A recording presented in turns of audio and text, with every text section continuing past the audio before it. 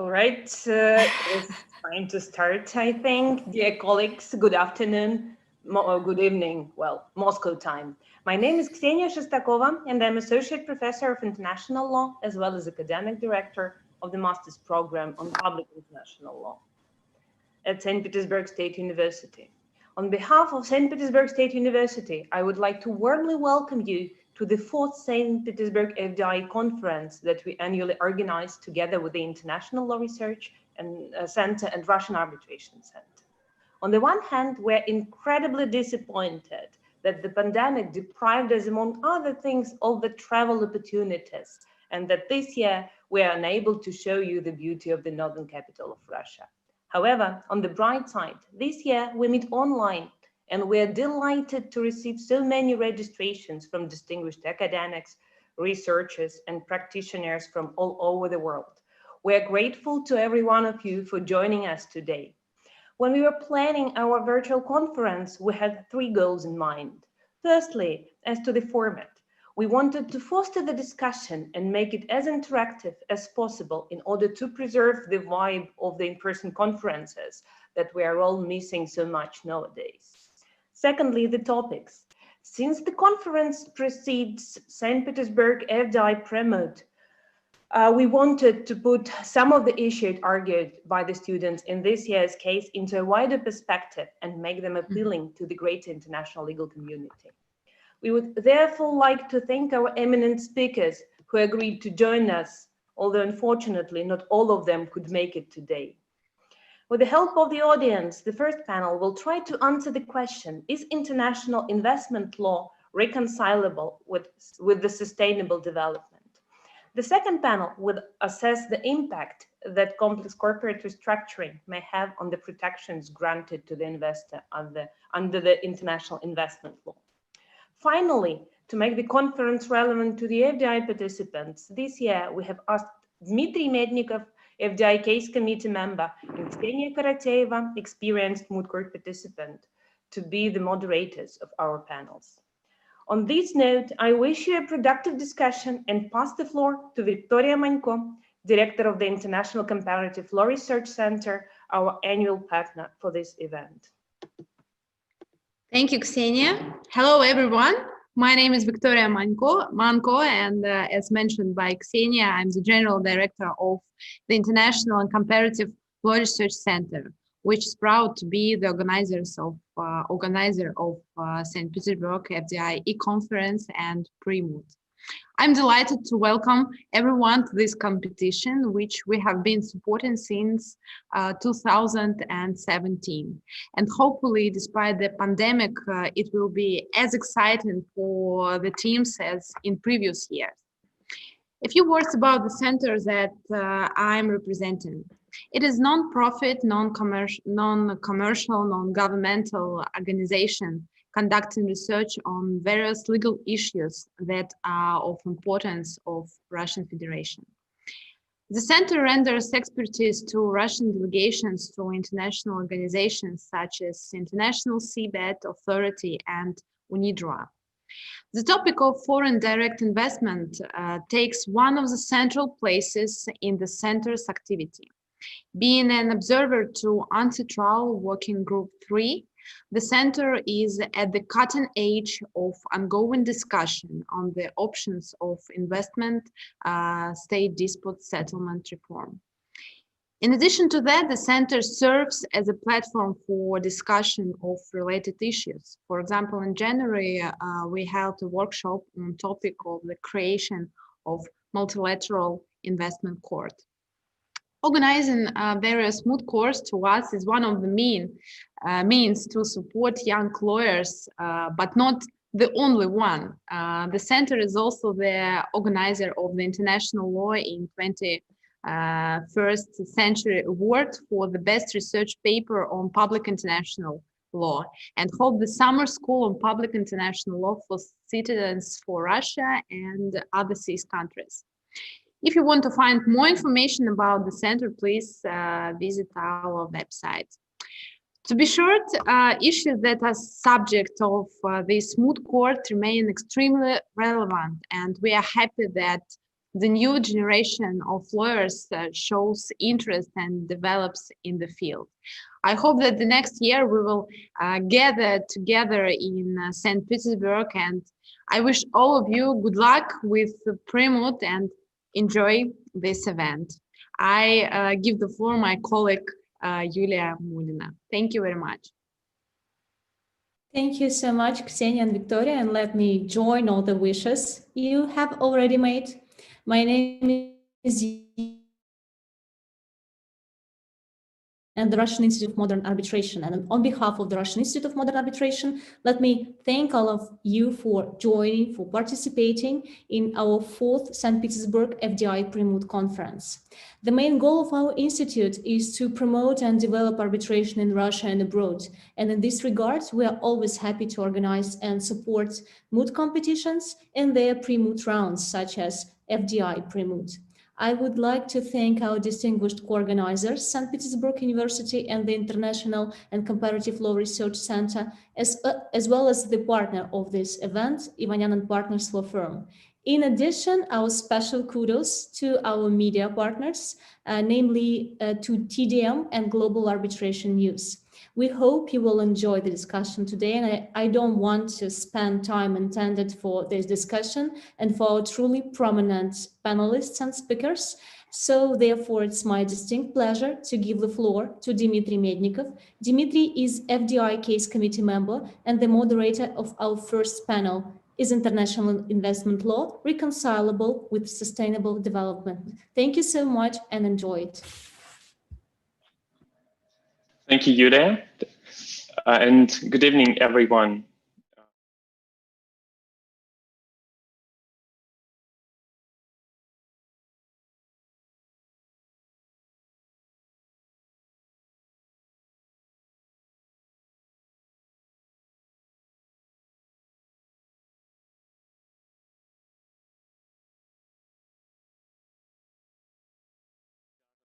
Today. But to give a brief introductions, the first speaker we have today is Hans van Hout, who is an independent arbitrator and the former president and judge of the Iran-US Claims Tribunal.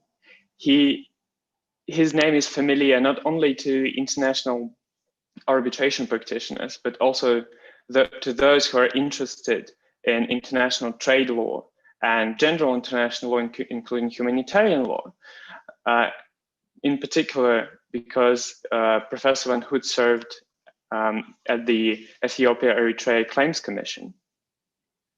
He was appointed and acted in over 200 international arbitration proceedings, spanning, I think, almost every set of arbitration rules that is out there, and as well as an incredibly vast number of spheres. So the second speaker that we have today is Professor Jeswald Salakius, who is also widely prominent in the sphere of international investment arbitration. And actually his interests span quite wide and include not only African law, but also the art of negotiation. And Professor Salakius' name is familiar not only to those who have read his book, The Law of International Investment Treaties, which is, I think, part of every course on international investment arbitration these days, but also to those who are following the renewables cases involving, in particular, those involving Spain. And those cases should come up during this year's FDI moot. Finally, we have today Yeva Kalnina, who is a partner at Levy Kaufman Kohler, and she specializes in international commercial and investment arbitration with particular focus on energy, construction, shareholder, and finance disputes. And she has acted as arbitrator and counsel and secretary in over 60 international arbitrations. With that, I think the short introductions that we have are done. And without further ado, I would pass the floor to Professor Van Hout, who will be addressing his topic, sustainable development in the EU investment treaties.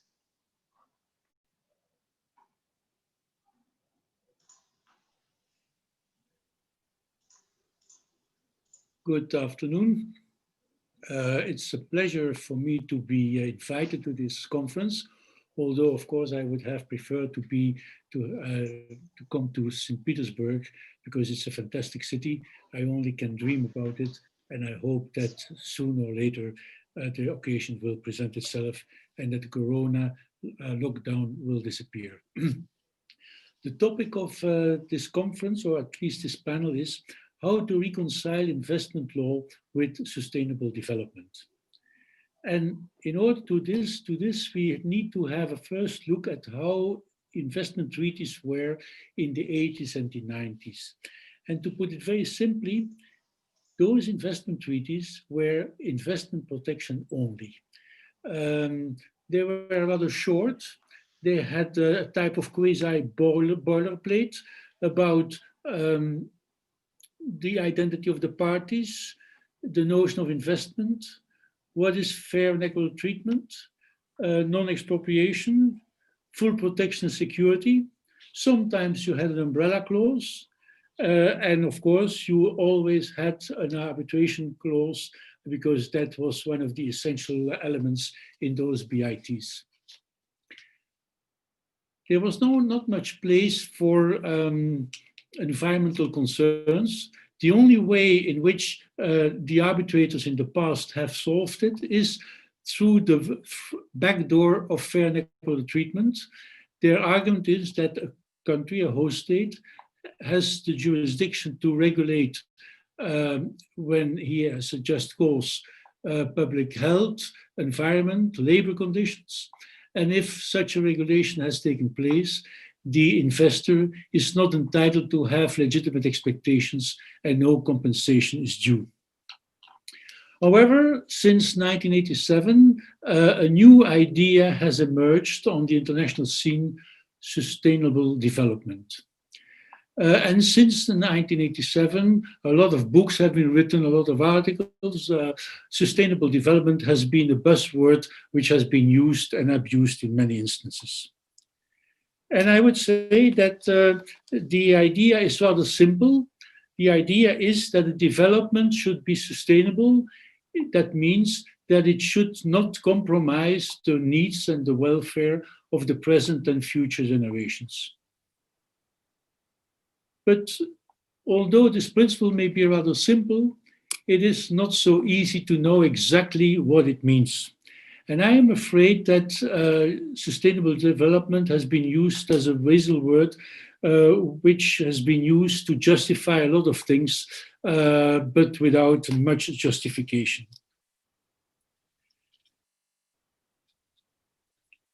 The topic is the conventions of the European Union and sustainable development, and therefore let's have a look at the conventions, the treaties, which have been concluded by the European Union after, I would say, after 1990.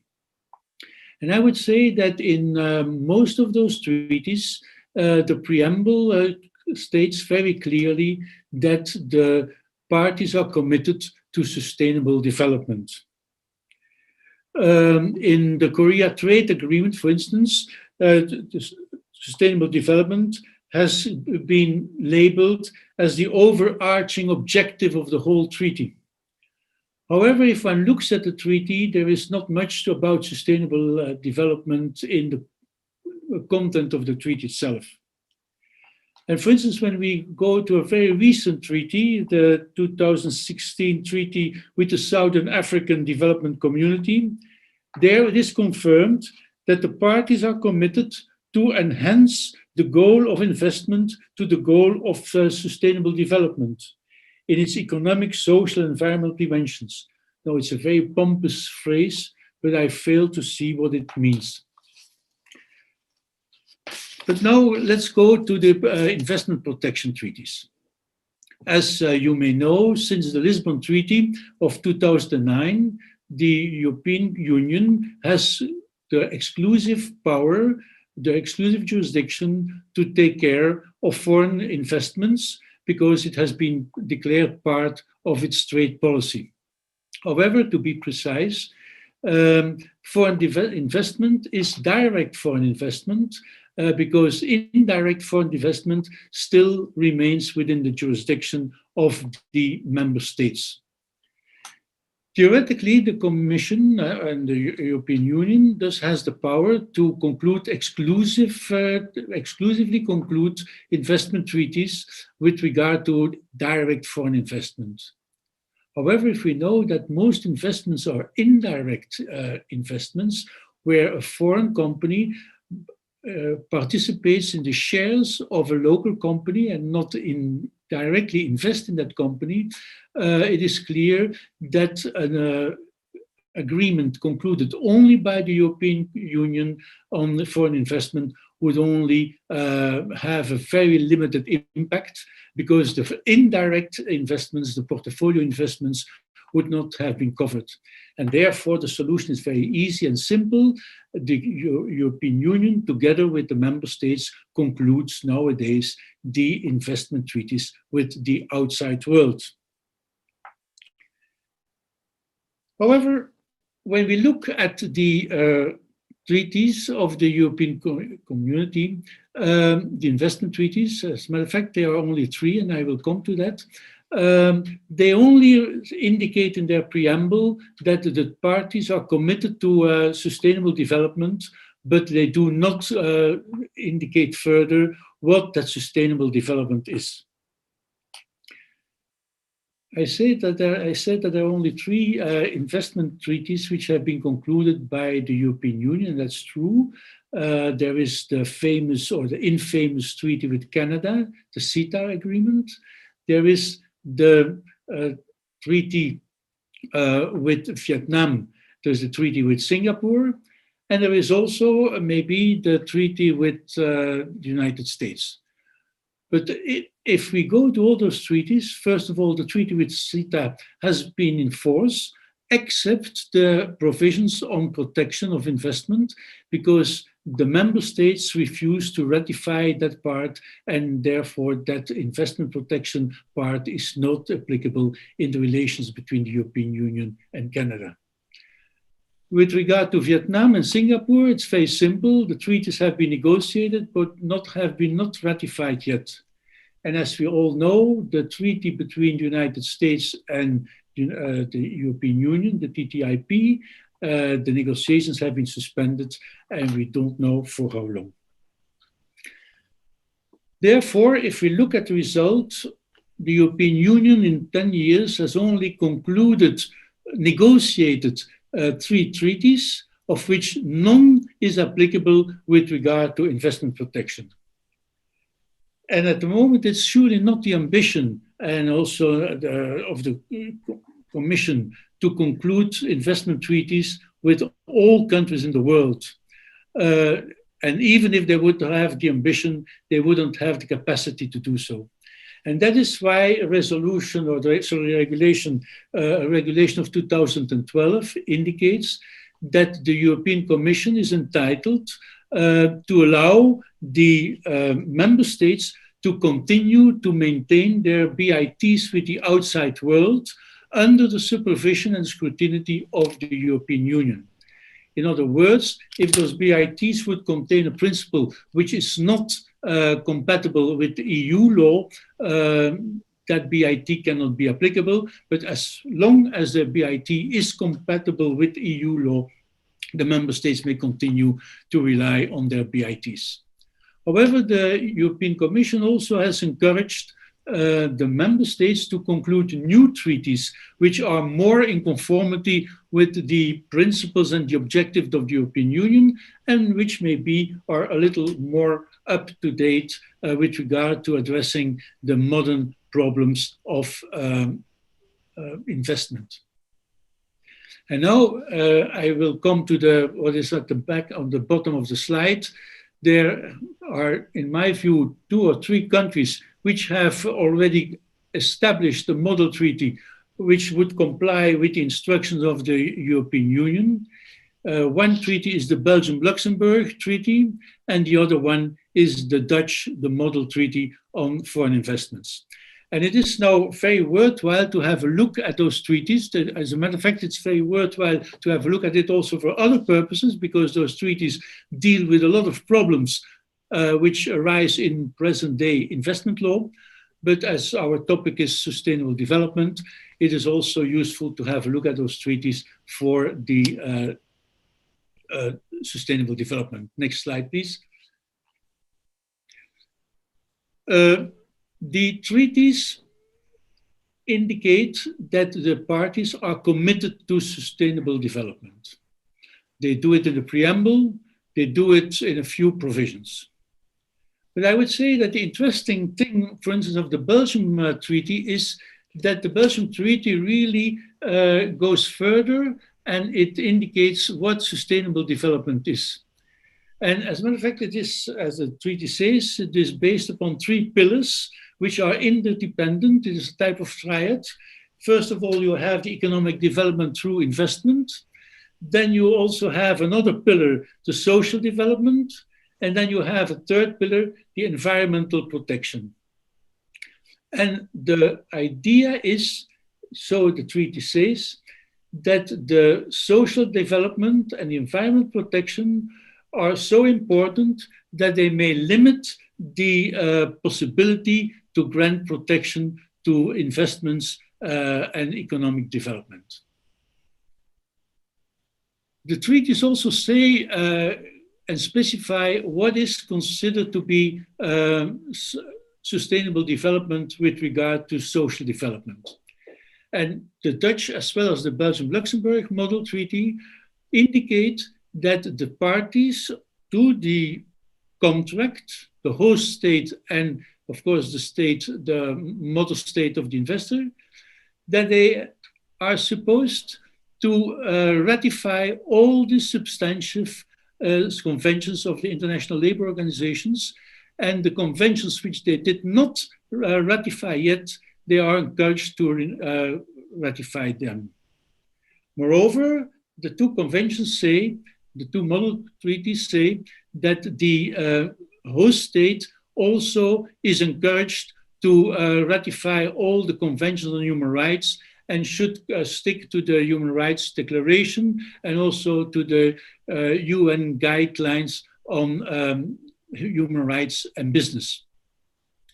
With regard to environment protection, the 2 conventions, the Belgium as well as the Dutch model treaties, say that the parties engage themselves to comply with the Paris Agreement on Climate Change or its predecessor, the Model Framework Agreement concluded in the United Nations. And also quite interesting is that the 2 model treaties say that at the bottom line, it is the host state itself who determines what it has to do in the name of sustainable development. In other words, sustainable development is not an objective idea, but it is a tool for the host state to introduce regulations in the name of sustainable development to limit specific projects of investment. The 2 model treaties also say that the host state has to promote proactively investments which are sustainable development friendly. Indicated in the previous investment treaties, this active promotion, the attraction of investments which promote sustainable development. Next slide, please. But not only the host state has some duties of sustainable development, the 2 model treaties also say that the investor himself has to assume corporate social responsibility. Now, corporate social responsibility, that's also a very vague word which has been abused very often with a very vague content, but the 2 treaties say that the investor should be guided by the OECD guidelines for multinational enterprises and by the United Nations Guiding Principles on Business and Human Rights. Now, we all know that those documents are soft law, they are not binding, but the idea is that the investor commits himself to comply with those documents. And the proof of the pudding is that if the investor, at least according to the Dutch treaty, if the investor would not comply with the guidelines of the OECD of the UN principles, that the investor can be sanctioned, and that the compensation which he normally would receive because the host state has committed some breach will be reduced to sanction him because the investor has not assumed its corporate social responsibility texts indicate. Next slide. And now I arrive at my conclusion because we had to be brief to allow a lot of discussions. If we look at the notion sustainable development, it is a rather simple notion what the result is, because it is the tool to exclude investment protection against regulation which a state has taken in order to protect its public health, its environment, its labor conditions, and so on. But then if we go to the specifics, as I already said, sustainable development remains very, very vague. I tried to explain that the model treaties from Belgium and the Netherlands, that they try to clarify what sustainable development is, and they refer to a few international texts, and they say that sustainable development is what is indicated by those international texts. But on the other hand, the treaties also say that that sustainable development is a moving target. It is a type of shifting sense because the host states are encouraged to improve the standards, to increase the standards. They are encouraged to conclude new treaties. They are increased to protect the environment more and more. And one could question whether it is really an appropriate way to refer in treaties to historical texts which are dated, which may be overtaken by other texts, which are soft law, which are very vague, which remain very vague. And I really pity the arbitrators in the future, which have to comply with this notion of development and decide whether a country was entitled or was not entitled to regulate something against and to hurt a foreign investor. Thank you very much.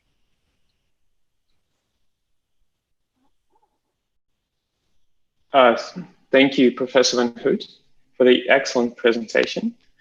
And before I open the floor to the discussion, I would like to also encourage our conference participants to post the questions, both in, I think they can do this in Zoom chat and on YouTube.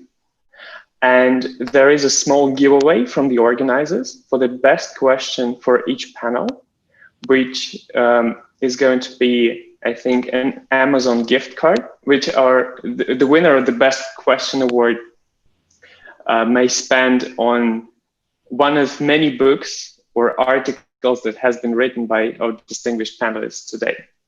So I encourage the audience to post their questions. And with that, I would like to open the floor to the discussion. And the first question that I have,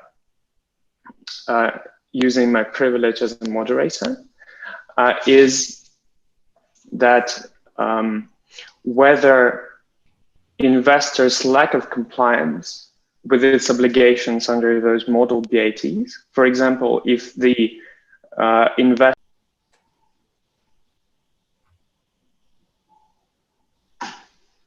Of course, there are two moments of truth. The first one is when the investment is made and the investment has to be accepted. Of course, one could criticize a host state when the host state accepts an investment which does not comply with the international labor standards. However, that only is relevant for investments in contracts concluded between the host state or public entity and investor, because you can have a lot of investments which are concluded on a private level without intervention of the host state. And there, of course, the host state has not any say in admitting the investment. Normally, probably the host state is not always aware that investment takes place, and surely not about the conditions of the investment. Another thing is the implementation of the labor standards by the local authorities. Because one could imagine that a foreign investor has a sweatshop where the labor conditions are lower than the local standards. And then the investment treaties say that in the host country should not lower the standards, should always implement the standards which it has, even vis-à-vis foreign companies, foreign investors. Now, let's assume that a host state does not comply with or does not implement the strict labor standards. What will the foreign investment do? Of course, he will shut up. He will not bring a claim against the host state. The only thing which may happen is that the mother country of the investor then starts a state-to-state action against the host state, that international labor standards have not been respected, but I think that's a rather academic situation. For me, maybe the best implication of the question you raised is the hypothesis that an investor is investing, that he respects the labor standards, and that he discovers that the host state does not implement those strict labor standards vis-à-vis other foreign investors or vis-à-vis domestic companies. Then maybe that foreign investor could argue that host country did not stick to its commitments to comply and to implement the high labor standards. I do not know whether I addressed your question. Yes, absolutely. I would invite the participants, the speakers, to comment as well. I would be very interested. Thank you, Professor Van Hoek. That was a very interesting and enlightening presentation. I'd be interested to know the reaction among the other European Union states and governments as to the new model bits that are being proposed and that you discussed. Do you think that they were received with warmth, and that they will be influential in moving European states in the same direction, or is there some resistance? Well, a good question. Dimitri, and you received the 2 books from my part as interesting questions, but we'll see what the other questions will be. Now, the problem is rather difficult. First of all, I had recent contact with the European Commission to inquire whether there were other countries which had gone through the same exercise. And I got a very wishy-washy answer saying that the European Commission is not involved in this whole thing, and so on and so on. I say, I'm sorry, but no kidding. If I know that there are 2 treaties published, can you please also say whether there are other countries? Then the answer was no, they are not. Then I asked them, to which extent were you involved in the formulation of the model treaties? And there the answer was that they were not formally involved, but of course they were a little aware of it. Yeah. My own view, because that's all I can give, because the other countries did not react as far as I know, my only view is the following. I think that the two model treaties are overdoing things. I'm sorry for that. Maybe I'm too much a practitioner, but I think it's, as I tried to explain, maybe I did not make myself clear, but in my view, it is not very wise to refer in a contract to 40 pages political literature of the United Nations. Because as a lawyer, we like to know, to have very clear rules that we know what is due and what is not due. As I said, I do not know how an arbitrator will comply with it. Another thing is that there is a remarkable similarity between the Belgium and the Dutch treaty. As you may know, the part of Belgium and the Netherlands are speaking the same language, Dutch. But what is absolutely amazing is that the two treaties are completely different. What I try to do is make a type of synthesis between the two drafts because they are very, very similar, but there are a lot of differences. And one of the criticisms I expressed at another conference is, why the heck don't they have the same text at least? Because to put a very simple example, the Dutch refer to the Paris Agreement on climate change. The Belgians refer to the United Nations framework, which is the mother of the Paris Agreement. Now, maybe it's much wiser to refer to the UN framework, because let's assume that model treaties will last 10, 15 years. Maybe in 10, 15 years, there will be something different, and the Paris Agreement will either be completely obsolete, maybe also terminated. When no, doesn't know. And another thing is that why didn't they not only use the same text, but why does the European Union not try to establish a type of model bilateral treaty as the OECD has done with tax law? In the OECD, they have a model treaty on double taxation. And if you like to conclude a double taxation treaty with another country, then you use that model treaty and that's it. And the text is the same. I really do not know what the use is of having 25, 27 different model treaties of countries which want to conclude investments with the European member state, especially as one should try not to have a competition between the member states to attract foreign investors. And the best way to do it is to give the same identical investment protection to all of them.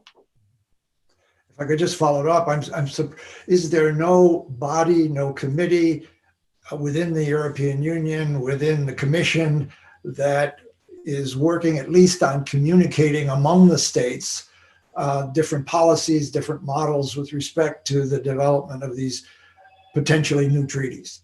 I'm really surprised that each state is working totally independently on the matter. I do. Thank you. Thank you. So the next question that we have comes from Yelena Burova, a senior associate at Ivanian Partners. And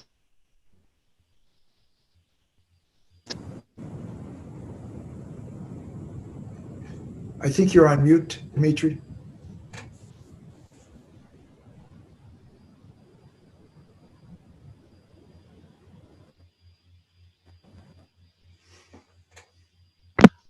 can you hear me now?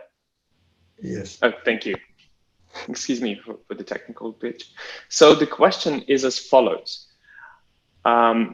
Many commentators characterize the Dutch model BIT as a kind of quote-unquote lost promise, as the drafters initially envisaged a far more substantive focus on sustainable development. So what is your opinion on that? Do you consider it a lost promise, that it did not justify the expectations? In my view, even the result of the lost promise is also lost to some extent. Because as I try to indicate, no, I have all sympathy. I'm not against sustainable development, surely not. But I know that in arbitration, one has to be very precise.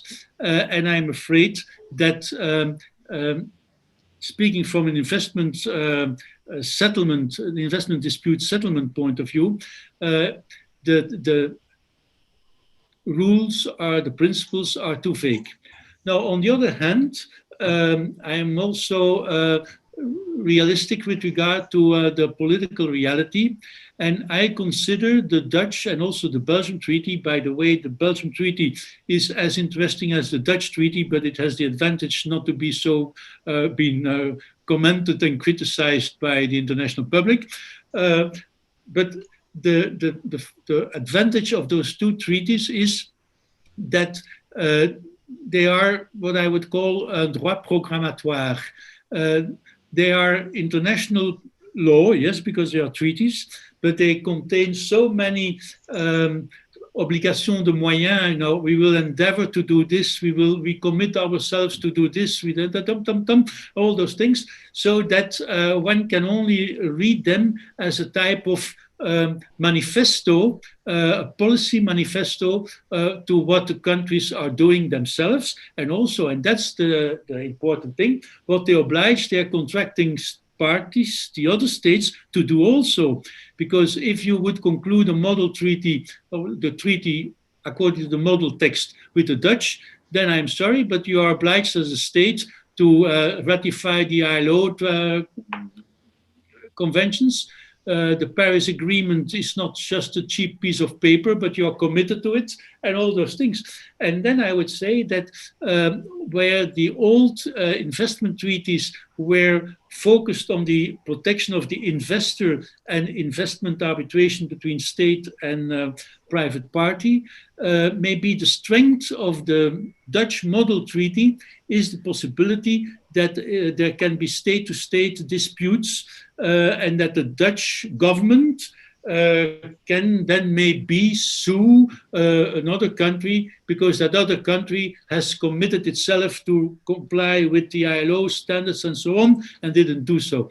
However, that's theory, and the question is, and especially in this period of economic crisis, to which extent countries will be the I do not know what the word is in English. In Dutch, it's moraalridder, the knight of morality, the defensor of morality and the faith against the other states. Now, I think that commercial, lucrative considerations are, I'm afraid, much more important at the moment. But anyway, wait and see. Dimitri, could I just follow up on something? Professor Van Hoofd's very insightful comments. I think it's also important to recognize, I really wonder whether trying to impose these kinds of standards through the investment treaty is potentially counterproductive, in the sense that when you start imposing other conditions on environment and so forth on other treaty partners, they may sign those treaties, but they may find it very, very difficult to ratify them. And one of the things we've seen about many, many bilateral investment treaties is they don't get ratified once they've been signed, because internal interest groups or political groups oppose them. And so you have basically a dead piece of paper that exists, people refer to as a treaty, but it has never been ratified. And if it's not ratified, it doesn't go into force. And it really has no meaning. So I think that by trying to load in all these other obligations, that may be counterproductive in terms of achieving ratification, which means a step in developing international law. That is part of the story. I would say that's 50% of the story. The other 50% is allegedly that countries sign investment treaties without much thinking.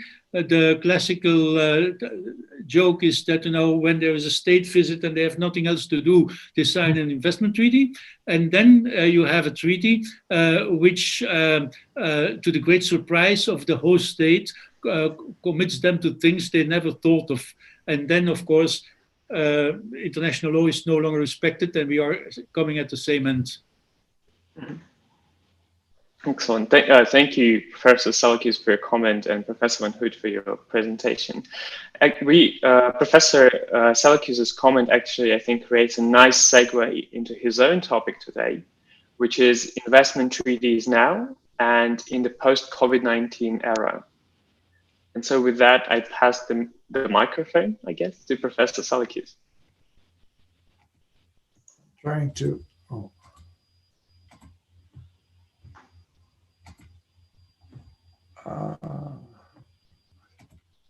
okay. All right, thank you very much. And I'm grateful to the organizers for inviting me to participate in this program. And I too, like Professor Van Hout, miss very much the opportunity to visit once again St. Petersburg. Let me begin by talking about this concept of development, which we've been struggling with, and we are going to continue to struggle with. We now have sustainable development, but if you go into the history of development studies and development work, you'll see that the word development has gone through various meanings. We began to see it, I think, when we go back to the 1950s, when development efforts really began to move into high gear. The meaning of development was basically economic growth. And the metric for economic growth was GDP per capita, gross domestic product per capita. We saw that when that economists applied that approach, many countries had growth, but there was really no development. In fact, there was a very interesting book called Growth Without Development, meaning that the benefits of that growth never drifted down to the population as a whole, but often was captured by the elite. So therefore, we moved into an era where we began talking about growth, about the distribution of growth and how do we distribute growth. And that eventually evolved into development meaning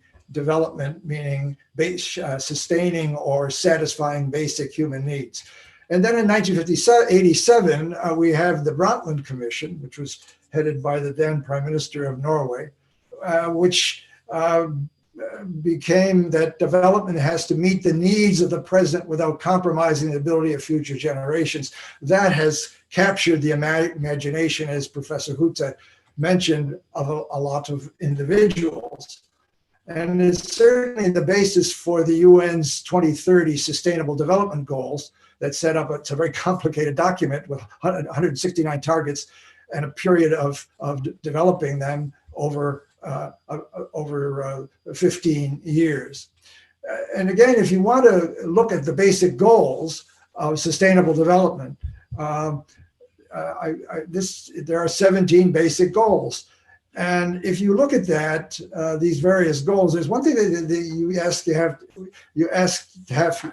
to ask yourself, what do they have to do with one another? Are they really an integrated program? And I think there's one thing I want to point out that they do have together, and that is that each one of them is going to require a lot of money. For example, clean water and sanitation.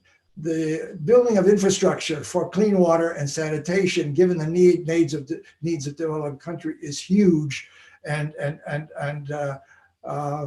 similarly, sustainable cities, another one. So the question is, where's that money going to come from, given the fact that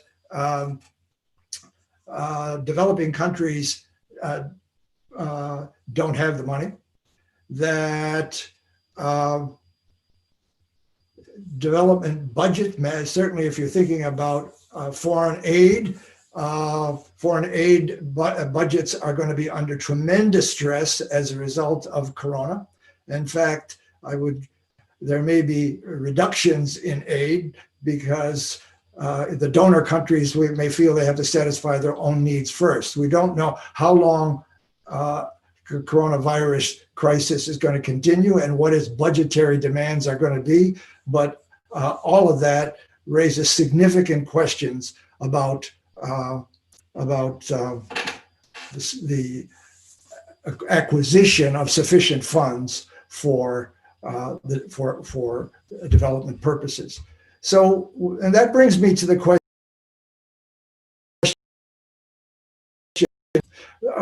International investment law is, I think, one of the basic functions, one of its basic purposes is to facilitate the movement of capital from one country to another. And by capital, I think we need to look at three types of capital payments. Three basic ones that are used by the International Monetary Fund or other institutions that look at the statistics about capital flows. First is direct foreign investment or foreign direct investment, depending on how you want to articulate it, which means basically equity investment where the investor has a 10% more or 10% or more voting interest. Second is portfolio investment, that investment which is not direct, equity investment which is not direct. And third are loans, a huge amount of loans. And any investment project is never purely equity. It involves it involves loans, it involves other forms of finance. And it's important to bear that in mind because also investment treaties cover them all as investments. Most investment treaties view not only protect direct foreign investment, they protect portfolio investment and they protect loans as well. And that brings me to the notion of the investment treaty as of 2020. Investment treaties basically are international agreements by which states make a commitment to other states on the treatment they will give to investors and investors from those states. And they also agree on a mechanism for enforcement of those commitments. At the present time, according to UNCTAD statistics, there are over 3,000 investment treaties, but out of that number, only 2,661 had entered into force, that is, had gone through the ratification process. And you can break down the investment treaties into two types. One are the bilaterals, the BITs, as we call them, of which 2,334 have entered into force. And the other are the other types of investment agreements. They may be multilateral agreements, they may be free trade agreements with investment provisions.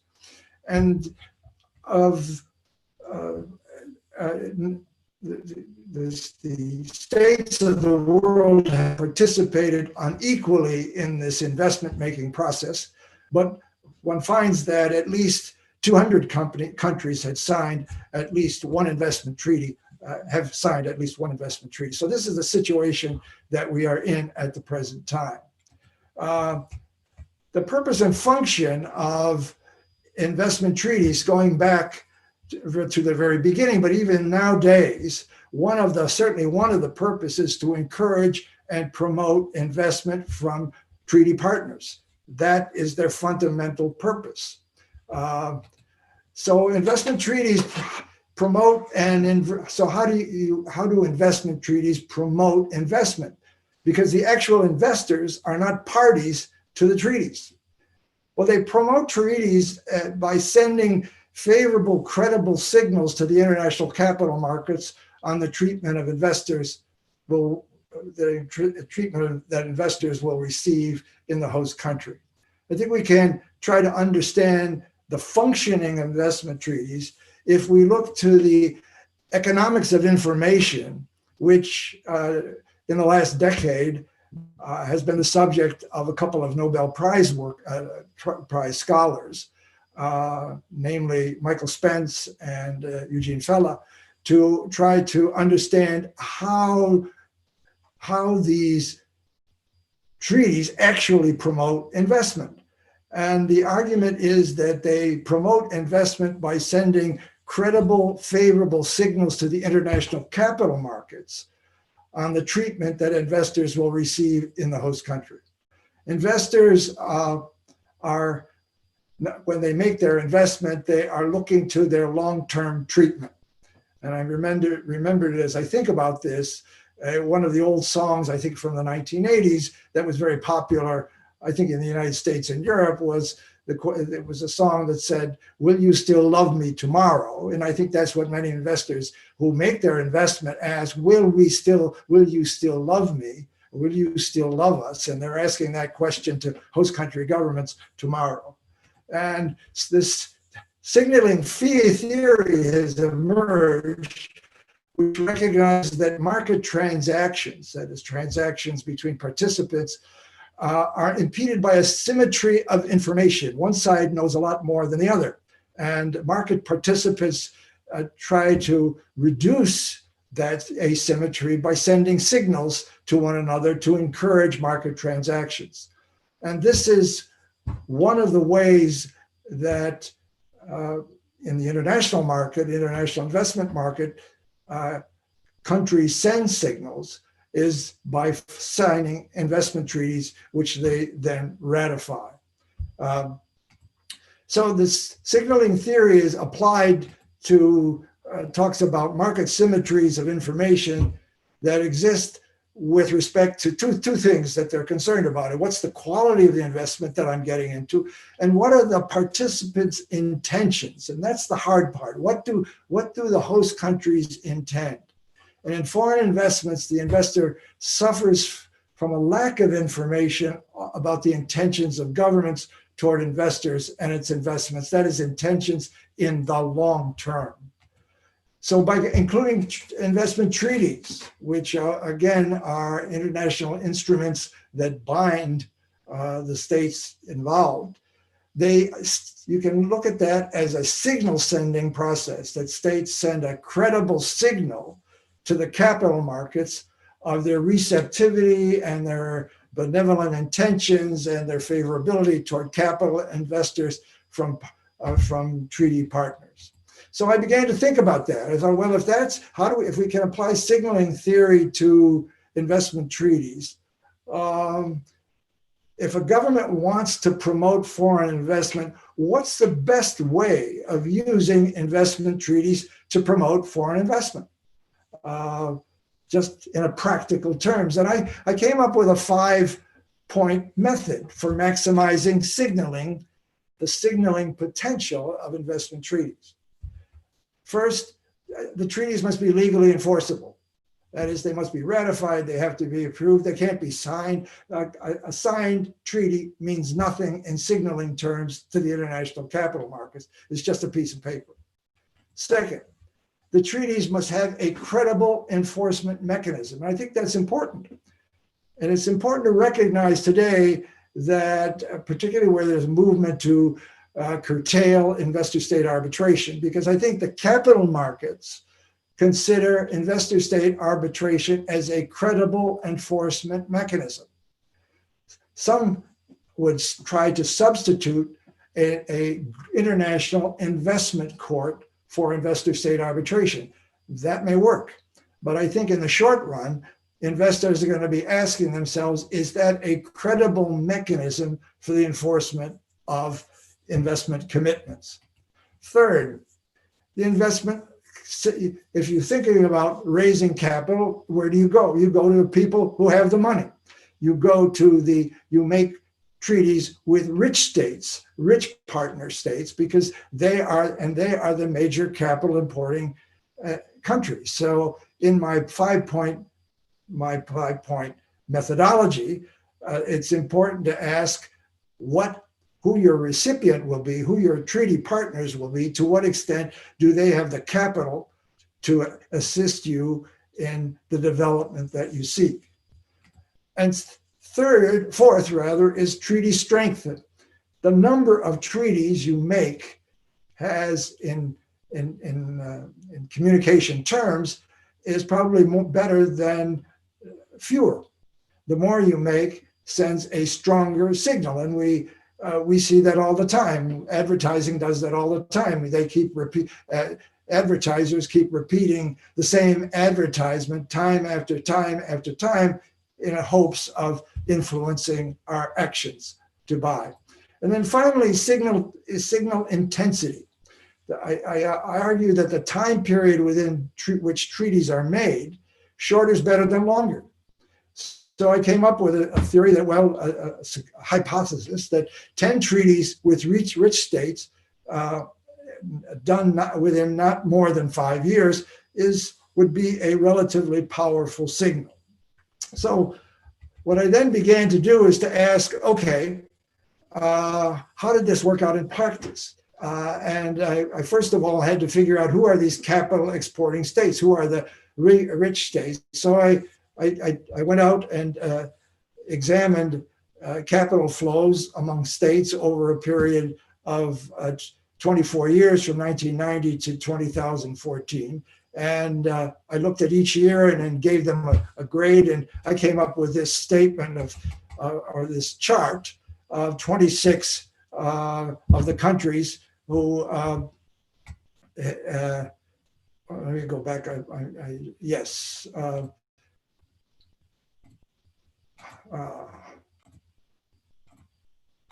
Yeah, these 27 capital exporting states over that period of time would be considered major because they were the primary, not the exclusive, but important suppliers of capital on a consistent basis over that time.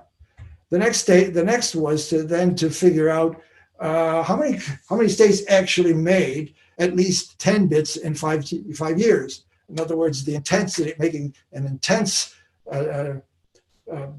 approach to within a period of time. And I was quite surprised to see there were quite a few. And these were some of them. These were actually all of them made bilateral investment treaties in less than 5 years as a way of signaling and trying to raise up capital for their development purposes. And when you look at the list that I had there, what I saw was they all seem to have been driven by certain circumstances peculiar to their environment. For example, the beginning of a new political era. If you look at what South Africa did, South Africa, when it moved in 1994 from apartheid government to a democratic government, they now had the challenge of assuring capital markets of their legitimacy, of their benevolence toward foreign capital. So they engaged in a significant amount of treaty making. Another is launching a new domestic economic policy.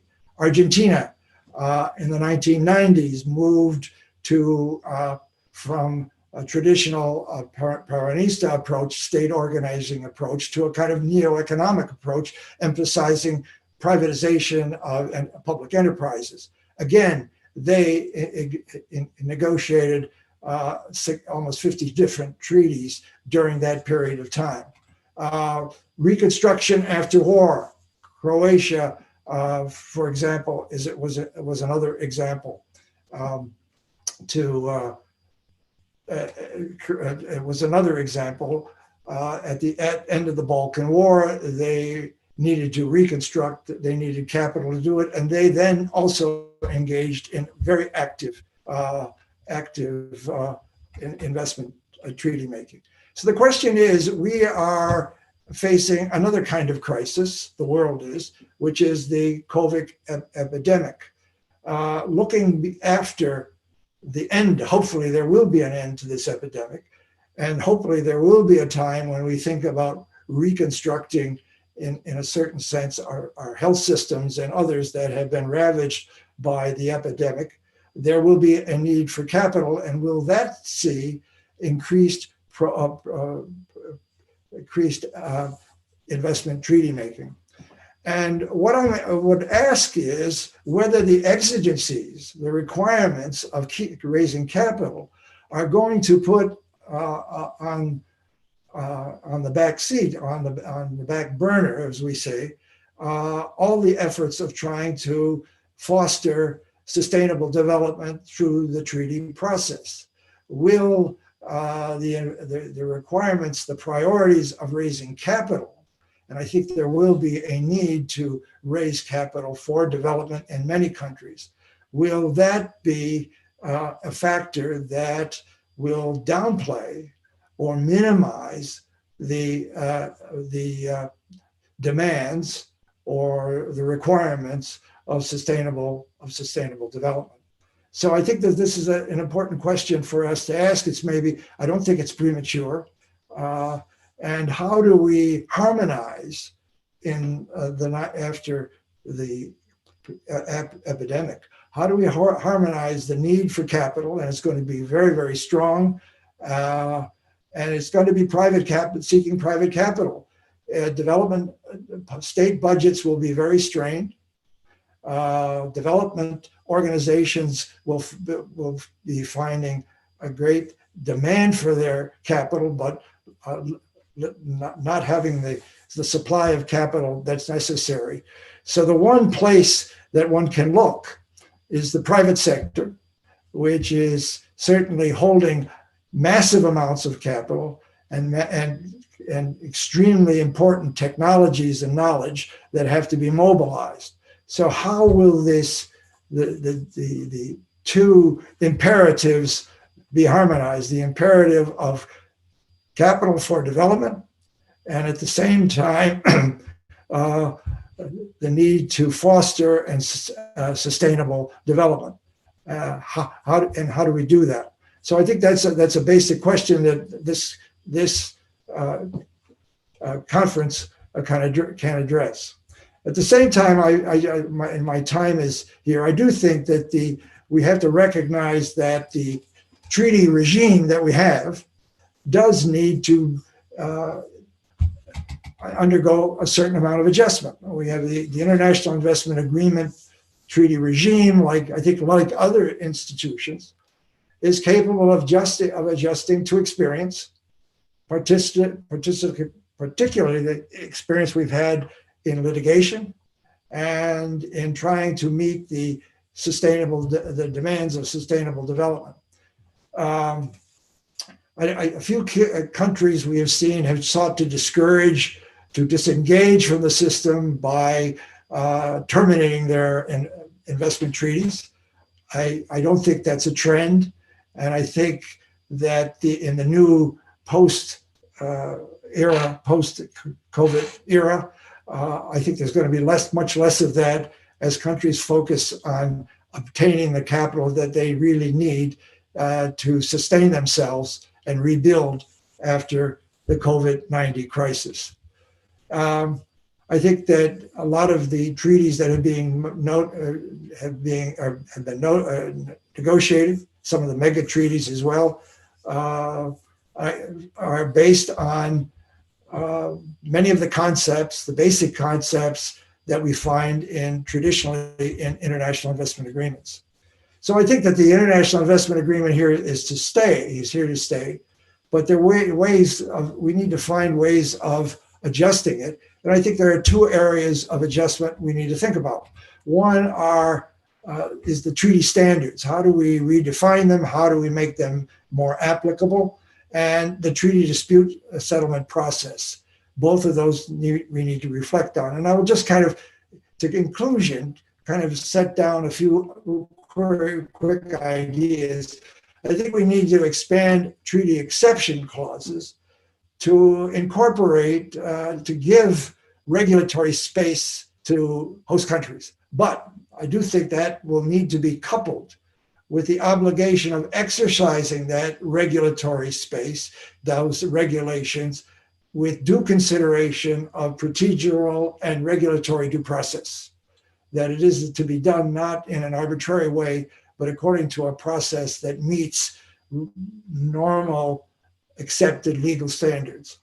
Second of all, specific recognition of the state's right to regulate in areas such as the environment. That the old treaties can be revised through either by completely replacement or simply a agreement to modify among the parties. More precise definition of important treaty terms. I have, in my own experience as an arbitrator, have struggled with some of the very general provisions, such as the old chestnut, which is fair and equitable treatment.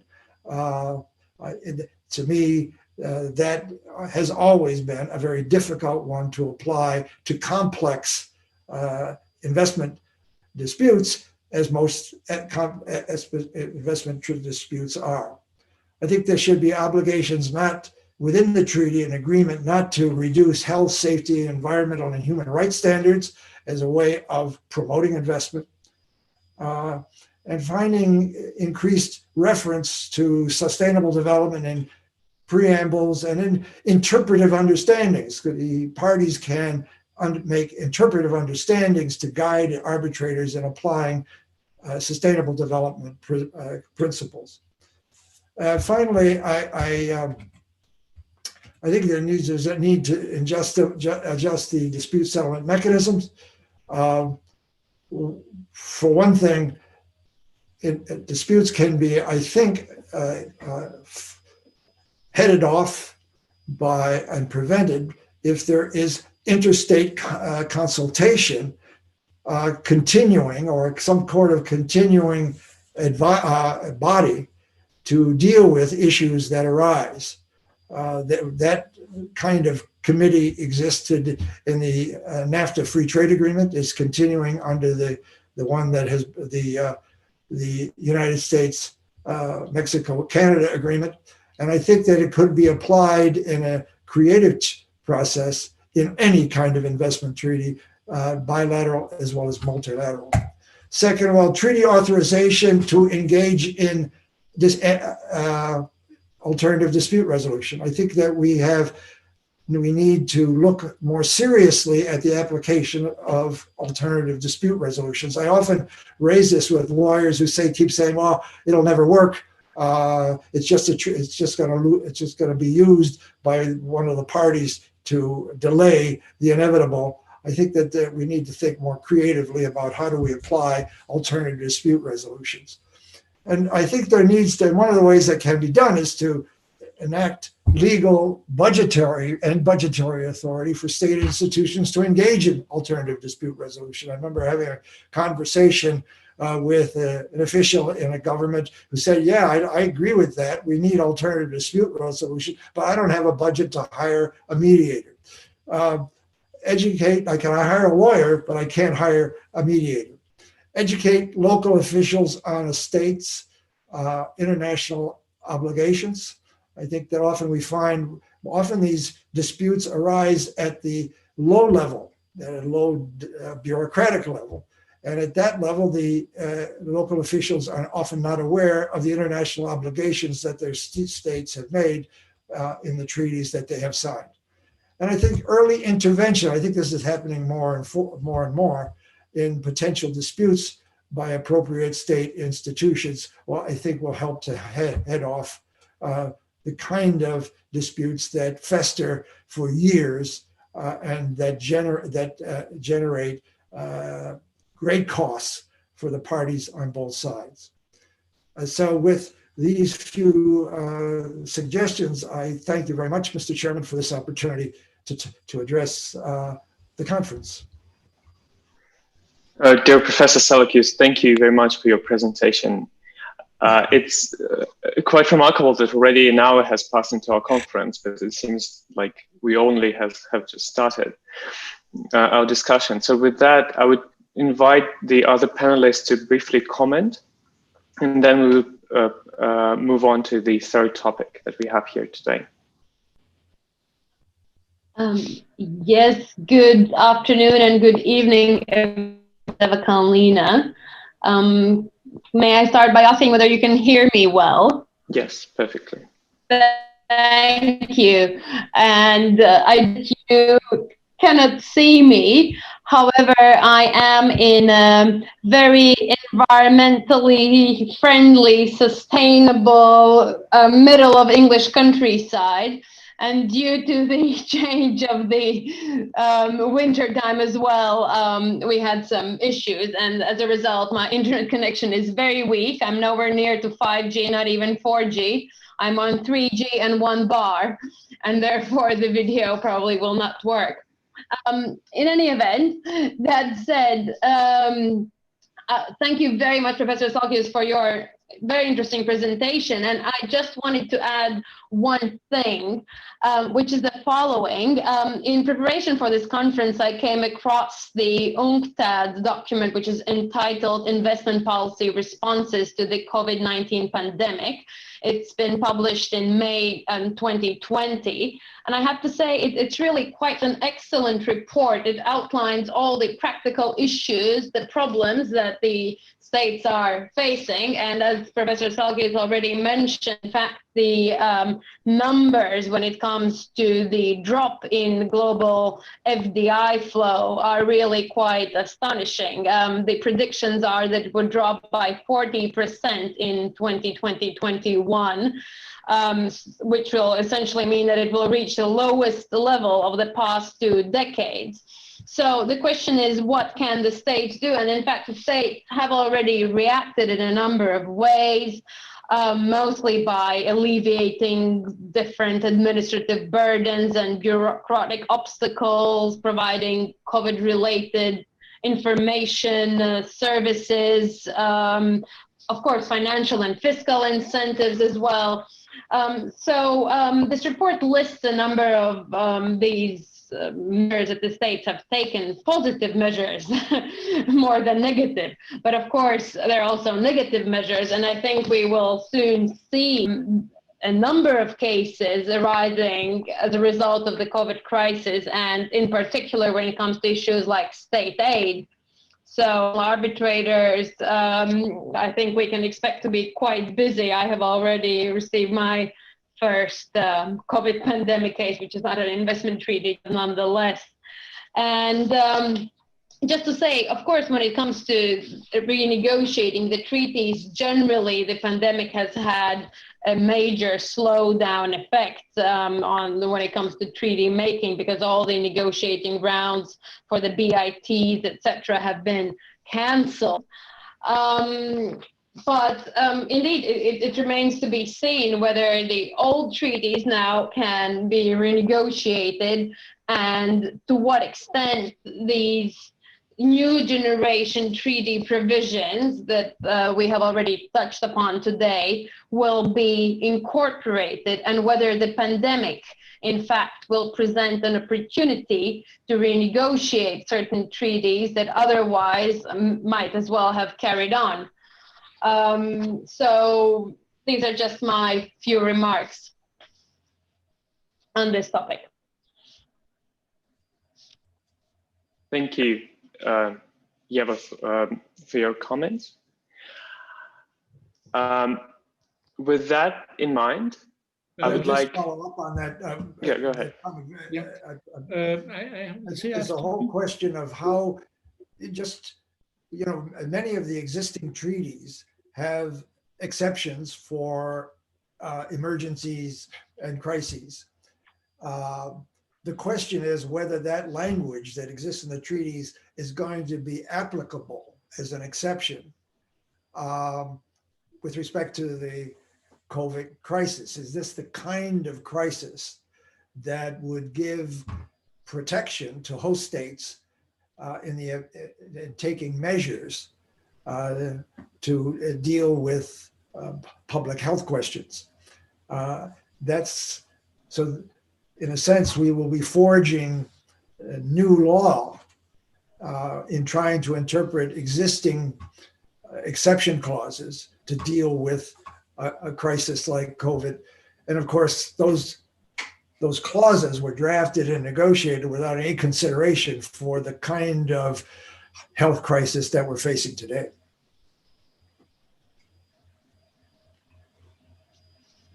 Professor Van Hoos? I think...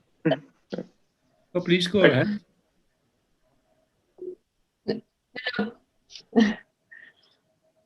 Please. Professor Van Houten. Okay. Yeah. No. First of all, a small remark. I'm not too enthusiastic about states interpreting terms of an investment treaty when disputes are pending. Because states are states and private parties are private parties, and one should not interfere in the game of the other. But my question is the following. In the old days, there was a very clear flow from rich countries to developing countries, and that was investment. How will the flow be post-corona? Because all countries are in need of money. All countries are confronting bankruptcies, and maybe also the areas of investments will completely be different. What are your views? Do you have a crystal ball? You're asking me? No, I think that's a very good point. I think this, it's not only a question of will they actually be sources for investment capital. And I think countries like the United States and certain European countries will continue to be important sources. But the question is really going to be what will be the magnitude of the investments that they're going to be making. And I think there you're going to see a reduction in the levels, at least for the next few years during the post-corona crisis, post-corona era, because of the trauma that all of these countries have suffered, rich as well as poor. Okay, thank you. Thank you. Thank you, Professor Van Houten, for your question. And can I? Yes, go ahead. Sorry, can I just add something as well? Because I think this is very interesting, and it is also very important because we are in not necessarily unprecedented, because of course we had 2008 financial crisis. But I think the interesting question is, what have we learned from the 2008 crisis, and especially the infamous Argentinian crisis, when it comes to treaty interpretation? So as my co-panelists have observed, yes, it is down to interpreting the general exception clauses. And just to give one example, the China-Australia FDA, it's now in force 2015, and there are several others, provide explicitly that legitimate public welfare objectives, such as public health, shall not be the subject of a claim. So shall not be the subject of a claim. Now, taking a step back, there are also other treaties that perhaps don't go quite as far to say that it shall not be subject to a claim, but that would say that they would not constitute indirect expropriation, except in very rare circumstances. So there's so much leeway for tribunals to interpret what is legitimate, what is rare, and I have to say, I am very concerned. I'm very concerned because when we look at what happened during the 2008 crisis, where we had the whole debate of whether or not it was a state of necessity, what are the circumstances precluding wrongfulness, correct? And most tribunals found that, in fact, because of the very high threshold, Argentina did not meet the state of necessity defense. Those that found that it did, nonetheless, said yes. However, the necessity is, it has no impact on compensation in view of the ILC articles. So at the end of the day, for Argentina, it didn't really matter. So it will be very interesting to see, aside from the very interesting intellectual debate about interpreting these standards, where will this leave us practically? And I'm both, I have to say, very excited and also very concerned about the lack of constructive development of coherent standards of review to be applied in cases that have this significant public interest at stake. But I also ask whether you're not concerned as to the number of cases that this crisis is going to generate. In other words, if you look around the world, and how can ICSID or any other institution handle them? One wonders whether some sort of new international mechanism would have to be developed to deal with this problem. Otherwise, I think that the institutions devoted to arbitration are going to be totally overwhelmed. Okay, thank you very much for this interesting discussion. And I would like now to pass the floor back to Yeva with your final topic for today, which is state counterclaims and their use to advance sustainable development.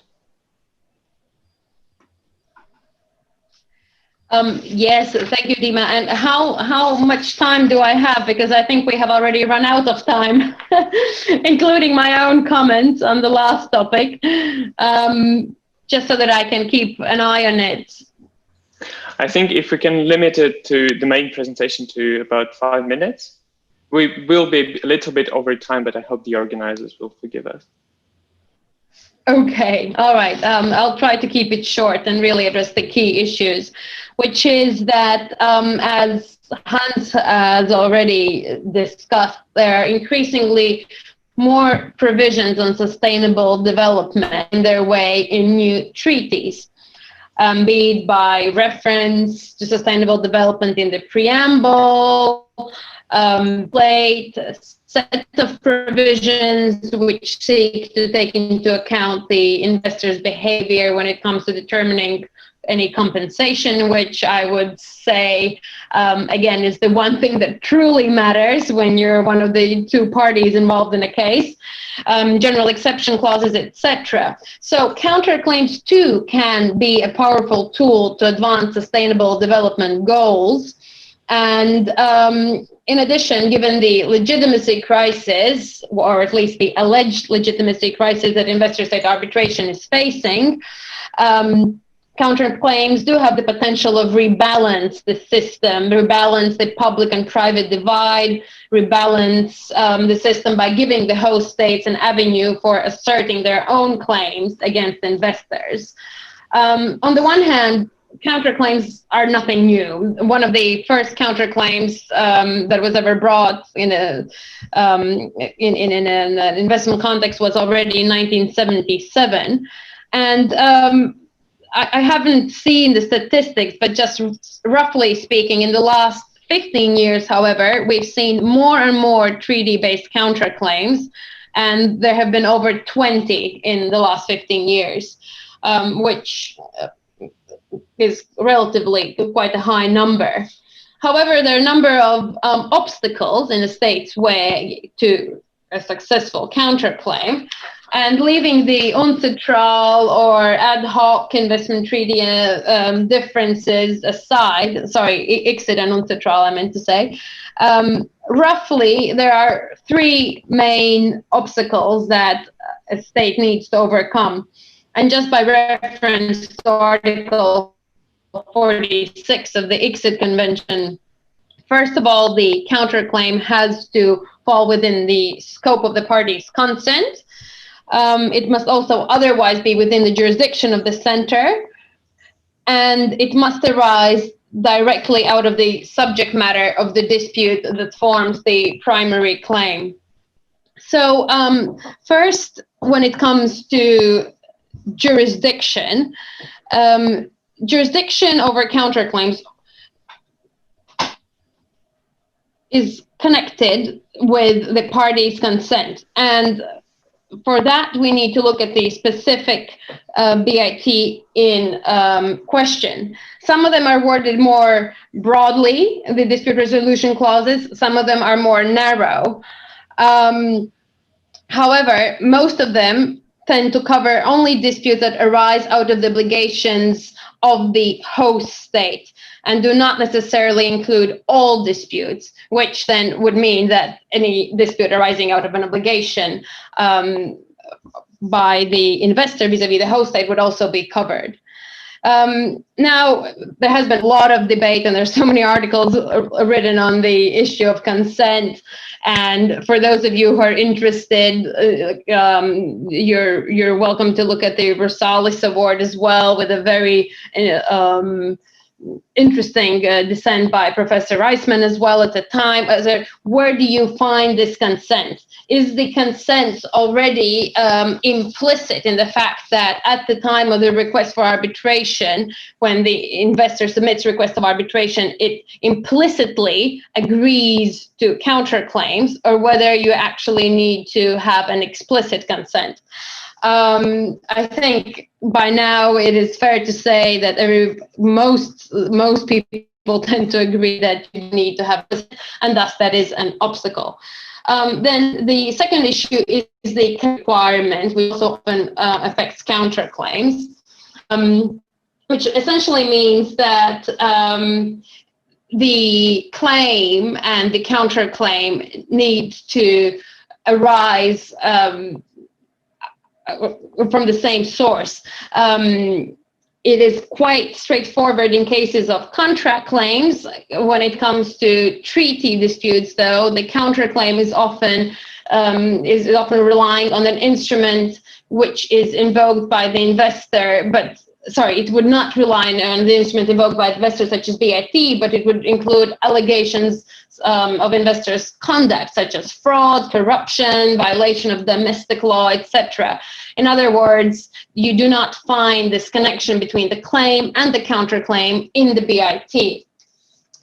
And the third obstacle, which sort of stems from the second obstacle, is that we don't really find these investor obligations in the investment treaties.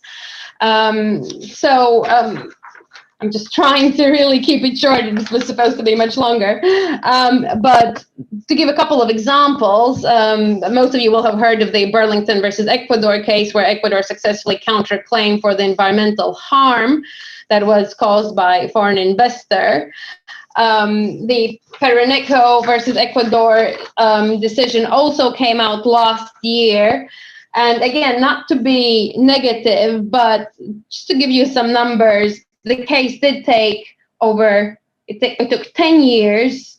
The claim was $1.5 billion. The counterclaim was $2.5 billion US. And eventually the tribunal awarded Peroneco about $450 million US, and Ecuador 50 million. And it did take 9 years and many millions in legal fees. So not to underestimate in any way the complex task that the tribunal was faced with, but it really was a very lengthy, very complex case. So so much. Perhaps not the efficiency that is the new buzzword now in international arbitration, probably was left, to something to desire for. To conclude, there are two most obvious ways that the states can improve the situation and to sort of counter these obstacles in their way to raising successful counterclaims. One is to provide for specific provisions in the investment treaties that permit counterclaims. And in fact, there are a number of new treaties, among others, the CPTPP, and there are a number of BITs as well, like the Slovak-Iranian BIT, the Argentina-United Arab Emirates BIT, that do provide for specific provisions permitting counterclaims.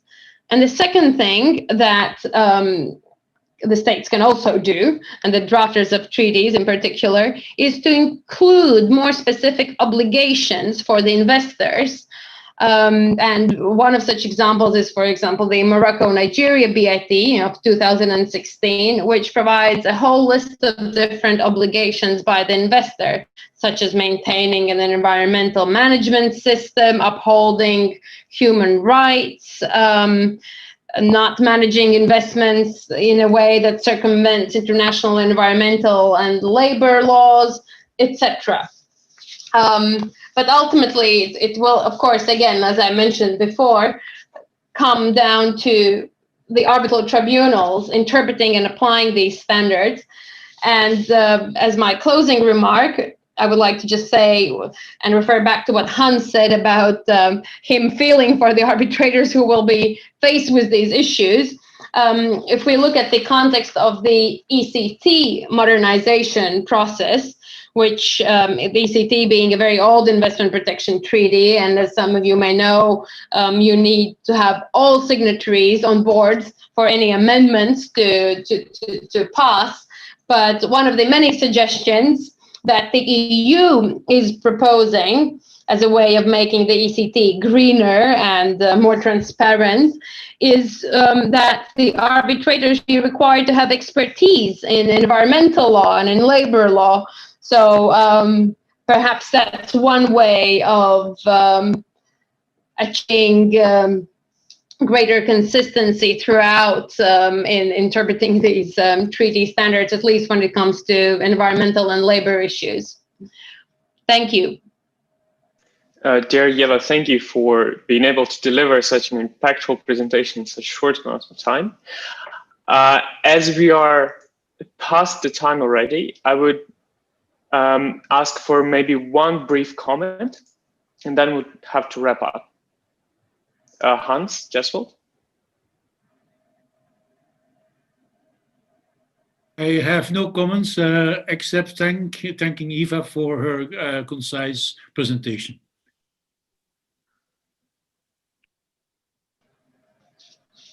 I second Hans's comment. I don't have anything else. I respect your time, but that issue I think was very succinctly presented and is worthy of a great deal of further attention. Thank you. Thank you very much. I hope that we have not violated the human right of our participants to food and drink, and managed to keep this conference sustainable as much as possible. The next panel will start in 5 minutes, around 5 minutes. And it will be moderated by Ksenia Koroteva, the former FDI mood participant and the former coach for the MGIMO team for the FDI. And it will deal with complex corporate structures and international investment law. And I urge all the viewers that are currently watching this session to also join the next one. And I would like to thank very much Yeva, Hans, and Jeswold for their time and for their excellent presentations today. And also thank the organizers for hosting this event via in such difficult times. Thank you very much.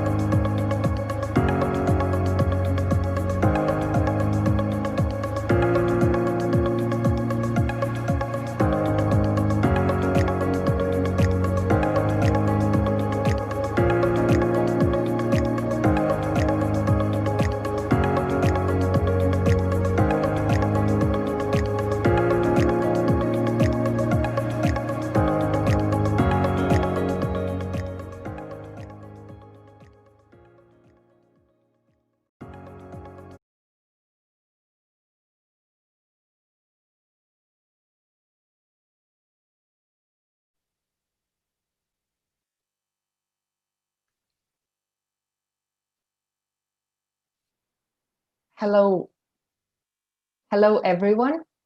We are starting the second session now, and in the next hour and a half, we'll talk about complex corporate structures in investment arbitration. That's a fascinating topic. It is central to the FDI moot court problem this year, and indeed very common in real-life arbitrations. We have 4 stellar speakers today from different jurisdictions. I will introduce them in the order they will be making their presentations. First, I'm happy to introduce to you Professor Yari Krivoy, who is a Senior Research Fellow in International Economic Law at the British Institute of International and Comparative Law. He is also the Director of the Investment Treaty Forum. And as I understand, Professor Krivoy graduated from the St. Petersburg State University, where I really wish we were all at this moment. It's great to have you here today, Jarek. After Professor Krivoy's presentation, we will hear Professor Lucas Mistelis, also from the UK. And he's the director of the School of International Arbitration at Queen Mary University of London. He is an acknowledged authority on investment treaty arbitration, and I cannot say how many times I cited his works in my papers. My pleasure to meet you, Professor Mistelis.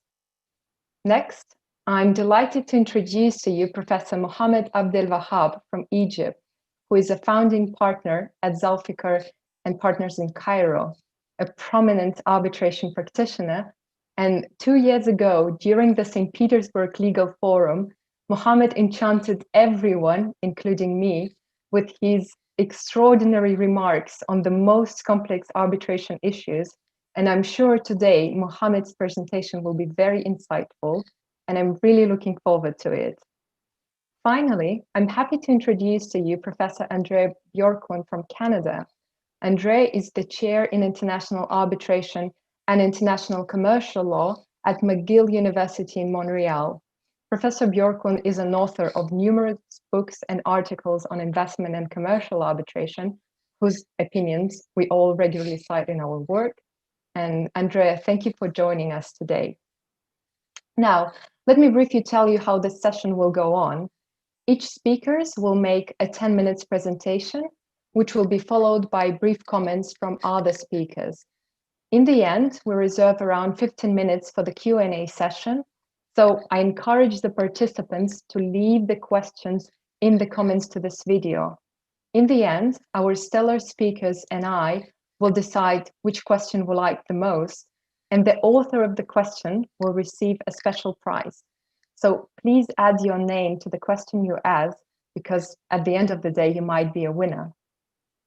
So now, without further delay, I give the floor to Professor Krivoy, who will speak about the recent survey on the corporate restructuring and investment treaty protections. My first question to you, Professor Krivoy, why did you decide to launch this survey only a few years ago? Corporate restructuring, is it something new in investment arbitration, or has it always been an issue? So the floor is yours. Thank you. Thank you very much, Ksenia, and I will address your question in a moment. First, let me thank the organizers for inviting me here, and congratulations on putting together this event. I think it's excellent, both in terms of its content and in terms of the speakers whom you managed to attract. When I was a student at St. Petersburg University in late 90s, very few people knew what moot courts actually were. And we were the first team from St. Petersburg University to go to Washington, D.C. to take part in Jessup moot court competition. And then after that, it started, and there were more moot courts, more teams representing the university at different competitions. But I haven't had a chance to speak back at my home university since the time I was a student there. So it's a big pleasure for me to be back here. And I think the FDI moot court competition plays an increasingly important role, not only as a place where people can gain skills, but also as a place where you can network, where you can potentially even find a job in the future. So well done on participating in this FDI moot court, and well done to organizers on putting together this event. I was asked to talk about our recent study, which we conducted with Baker McKenzie, the British Institute of National Comparative Law in Baker McKenzie, and launched just a few months ago, just before the lockdown started. And actually, one of the authors of this study was born in St. Petersburg. Ekaterina Finkel is one of 3 co-authors of the study, or 4 co-authors of the study, and she was born in St. Petersburg, but then she moved to France. So it's the reason why we conducted this study that late is because there are so many interesting topics in international investment law, and you can't have a study on all of them. But this particular topic was interesting for the firm, and they were willing to commit time and resources to look into this issue. And just, I think in February, we conducted this study, and I will share in the chat box a link to this study, which is available free of charge, because I will be referring to this study later and to charts which this study contains. Traditionally, nationality for corporate entities have been regulated by a national law rather than international law. So it was often by reference to a corporate seat or the place where the company was incorporated or the place where most of the activities of a company were taking place. The decision was made on whether the company is foreign and which nationality this company has. However, international investment law has departed from this generally accepted principle in the past and added additional criteria which would help qualify investors as foreign. And more specifically, in the 1960s, the drafters of the Exit Convention were aware of the need to look at the control of companies to decide whether a particular company is a foreign investor or not, and whether it should be covered by the Exit Convention. Subsequently, international investment agreements included definitions of the investor on the basis of their control rather than the place of incorporation or business. And and this issue arises in practice quite often because international investment agreements are usually rather vague. They contain very broad principles, and it's difficult to understand whether there is a consensus on the issue of how to determine nationality of an investor, whether an investor is a foreign investor or not.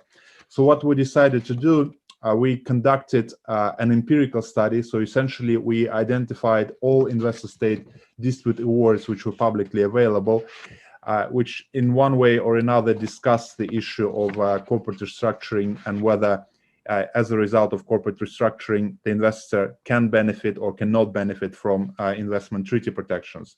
So we found around 60 decisions, and those decisions are either public or they were discussed in great detail in the literature. So we included those to see how tribunals in the past dealt with issues of corporate restructuring, and to think how tribunals could deal with those issues in the future.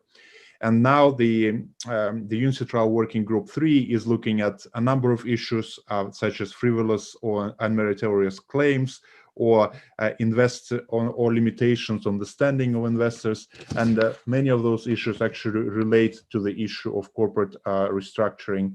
And just a few weeks ago, there was a session of this group taking place in the online format, where I also made an intervention about our study. So let me now share the screen to show some of the findings of our study.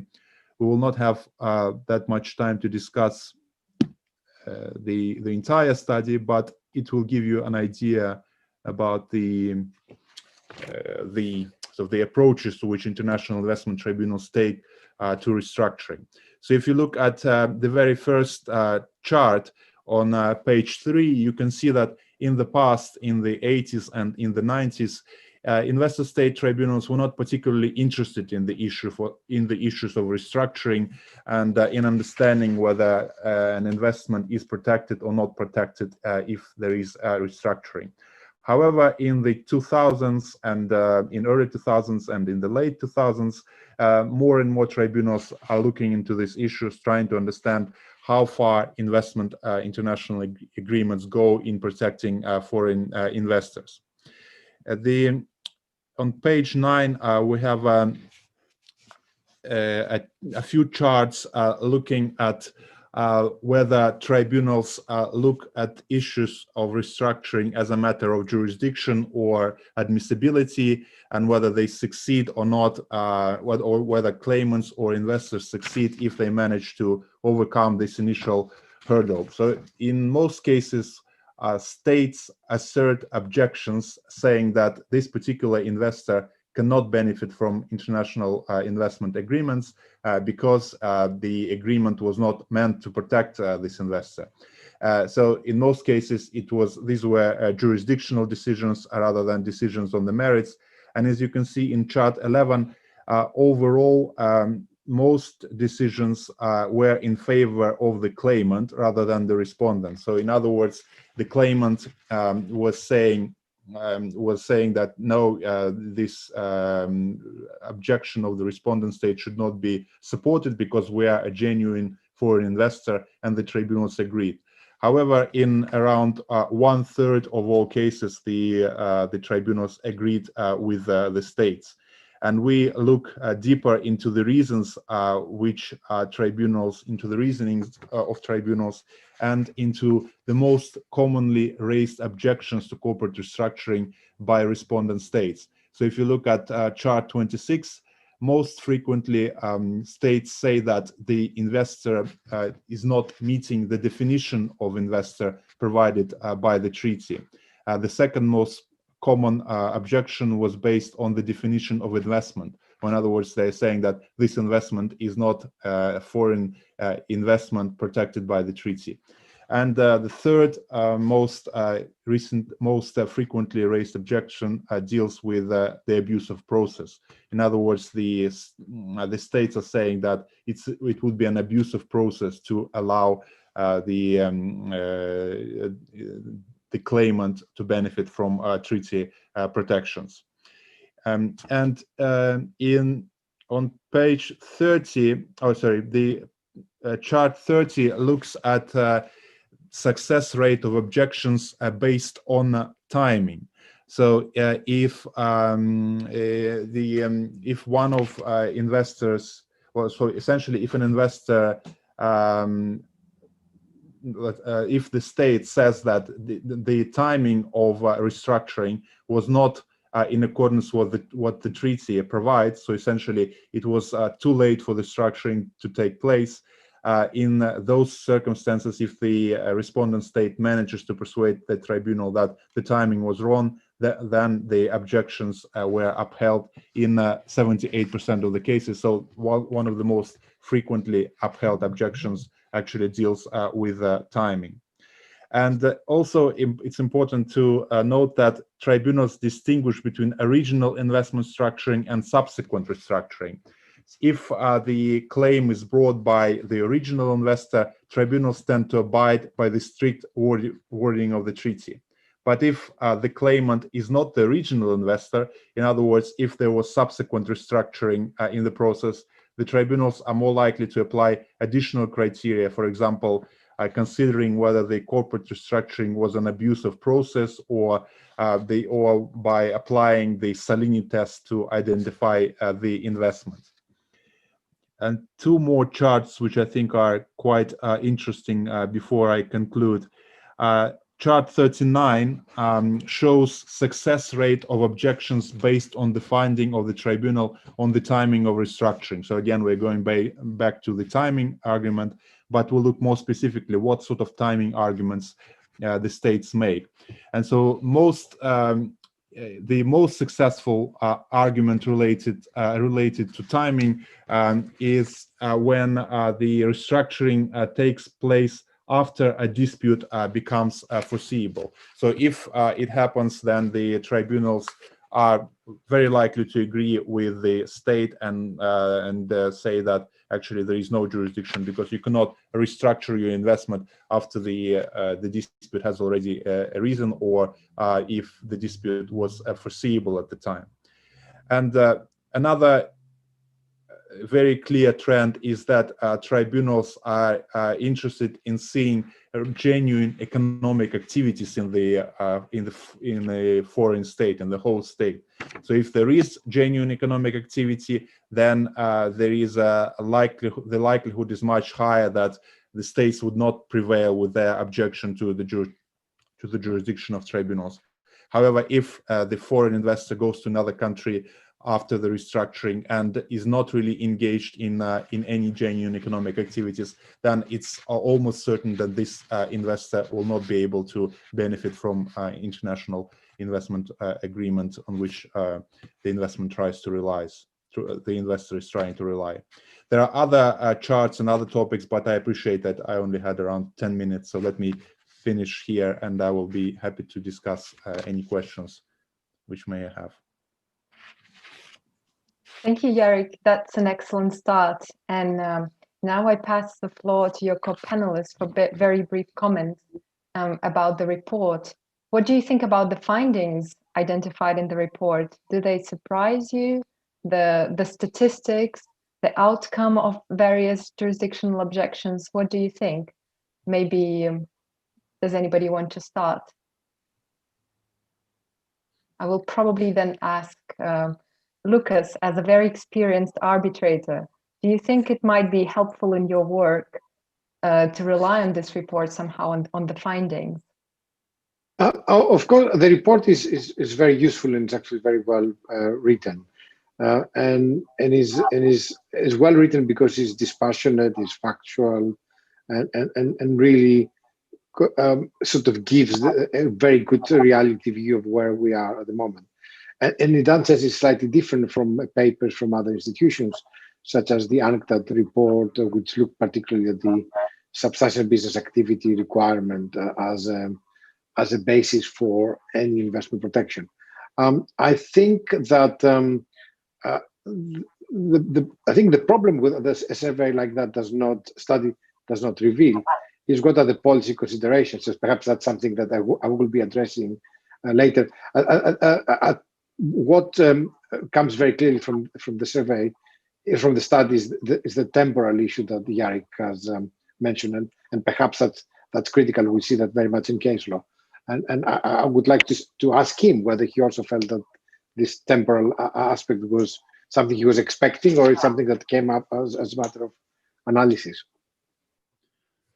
Yes, it's a good question.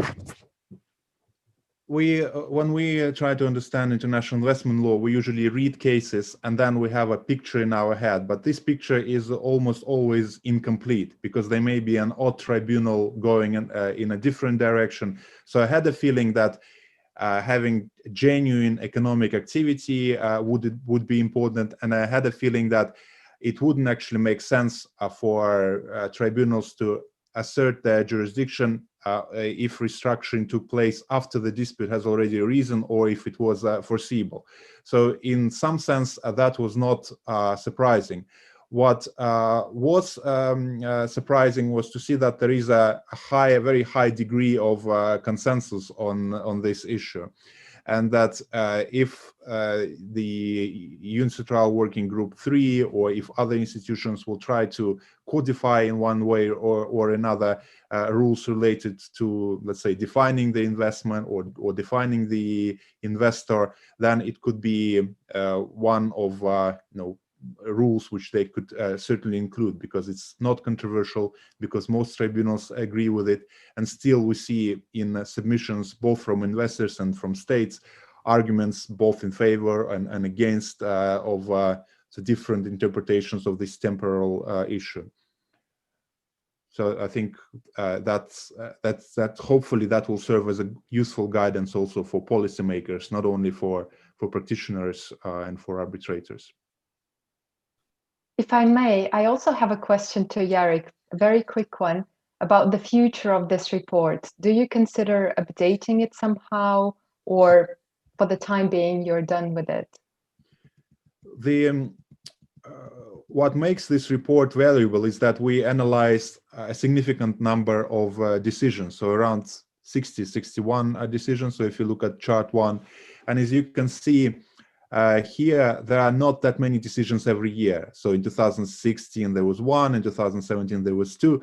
So we can think that there will be 2 or 3 decisions over the next couple of years, but it's unlikely that they will change the overall picture. So even if there will be 1 or 2 decisions going in a different direction, still the principles which we have there will probably survive those decisions.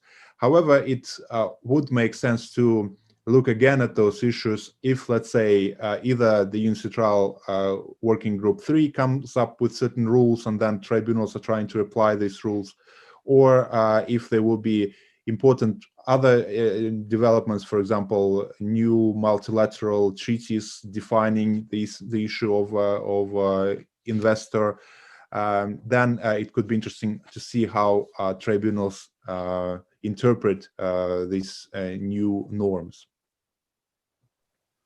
But thank you, Jarek, for the excellent presentation and the answers. And I sincerely encourage the FDI Mood participants to carefully study the report, because it contains a lot of useful information that might be relevant to you during the oral rounds. And in the interest of time, I suggest that we now pass the floor to Professor Mistelis, who will speak about the role of arbitrators in the cases involving corporate structures. Please, Lucas, the floor is yours. Thank you. I think this is, first of all, I would like to make a clarification for the avoidance of doubt and for clarity. I'm no longer director of the School of Arbitration. I have not been for almost 1.5 years, as I have just been in a sabbatical year. But I have been director for 17 years, 18 years. Sounds like a lifetime. What I wanted to address, and given that the panelists, given that first that Jarek brings a lot of factual evidence, and Mohammed gives an interesting stance in what he's going to present, I wanted to deal with a side issue, but perhaps is the, if you wish, the elephant in the room. Very often the question about establishing jurisdiction is not whether a company, a corporation prima facie meets the requirement of definition of the investor and the nationality of the investor that the BIT or another investment agreement has, but whether in some cases we should be concerned about who is the ultimate beneficial owner of that company. And of course, if that has been a matter of deliberate corporate structuring, at what time this deliberate corporate structure becomes an issue, whether it's done post-concession, pre-dispute, pre-concession, or while you're preparing for the concession, and so on. And there's an aspect of that which is particularly relevant for the CIS states, is that a lot of businesses and oligarchs have created corporate structures outside the region, whether in Cyprus or in the UK or in Gibraltar or other parts, and with the view of Netherlands, with the view of reinvesting back in the jurisdiction. So where effectively this ultimate beneficial owner also has some connection to politics, to politically exposed persons, as we call them, that perhaps is a matter that some tribunals are starting worrying whether it's something that they should be looking at. So what is this concept of the ultimate beneficial owner? Ultimately, is the question of who is behind the company, who controls the decision-making, who controls the decisions of the investor, and how that sort of control is being manifested. And it could be shareholding, that's an obvious issue, but it could be many other management decisions and interventions, which could be on occasions very or quite complicated. So that type of questioning is often uncomfortable for tribunals. And I think the question is important because there is a duty in tribunals to not just decide the question correctly in accordance with the treaty, but to uphold the sort of, if you wish, the objectives of establishing a bilateral investment treaty or another agreement. And in that sense, also to make sure that they think systemically, if you wish, in such decisions. And of course, I would encourage whoever has not done it already to read the dissenting opinion of Prosper Val in Tokios Tekeles. It's unusual because it comes from a chair, it's not very long, but it really looks at the question of follow the money. So look where the money comes from, and that perhaps is the critical question. Tokios Tekeles is a Lithuanian company with a Ukrainian operation, but perhaps also connected to Ukraine in many other ways. So this ultimate beneficial owners and politically exposed persons is an issue of concern. And I would comment that people also look at an OECD paper, which was done also with the Asian Development Bank and other organizations on a toolkit for beneficial ownership questions. So a tribunal has a duty and a burden to establish jurisdiction to the extent they can on the basis or reformed by the applicable international investment agreements, a concession agreement with an arbitration clause, if such exist, national laws, where of course some element of that jurisdiction is established on the basis of national law, and very interesting, most recently, through expert evidence.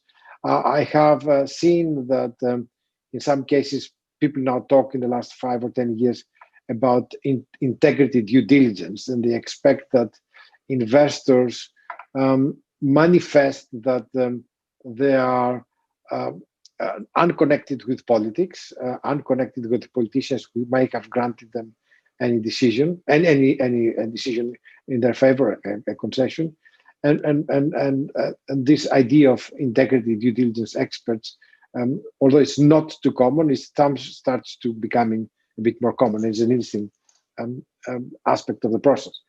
So I think for the tribunal, the question, the dilemma actually is the following: is the role of the tribunal a quest for truth? Has the tribunal a duty to establish who the ultimate beneficial owner is? So if they pierce corporate veil and they pierce corporate veil and pierce corporate veil, do they have to go to the very, very bottom? Or is merely an exercise in establishing jurisdiction?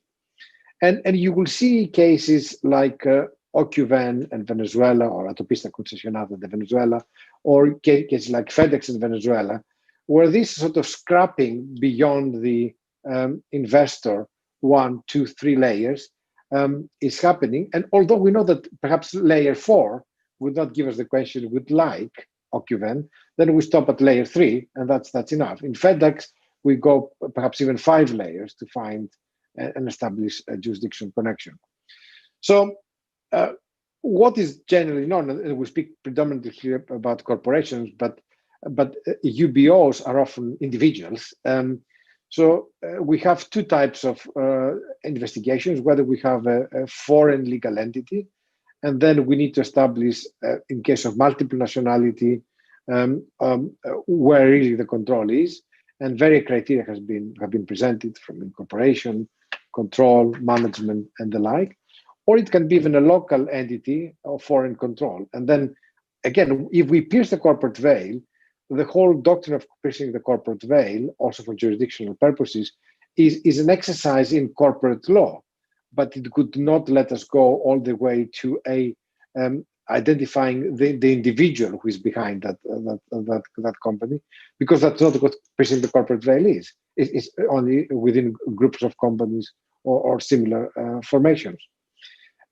So therefore, it's very risky for tribunals to do the full-blown investigation, because if the investigation is to go to the UBO, that means that you have to get out of the corporate structure and start looking at shareholders. And as we all might recall, the Exit Convention has a different standard of nationality for natural persons and for juridical persons. And for natural persons, we also need, in addition to everything else, a continuous nationality. So that's a dilemma that tribunals do. Do we satisfy our curiosity, if you wish? Do we have is our role a pursuit of truth, or is our pursuit of truth a very limited exercise? So I will not refer very much about the cases, but I will simply give you these 2 tables that come from Aguas del Tunari and Venezuela, and these are extracted from the decision, where there is a structure post-concession and a different corporate structure a bit later. And we see that Aguas del Tunari, as a Bolivian company, is effectively controlled 55% by a Cayman Island companies, a company which appears to be 100% holding of an American company, and a 25% stake of a Uruguayan company, which is ultimately controlled by a Spanish company.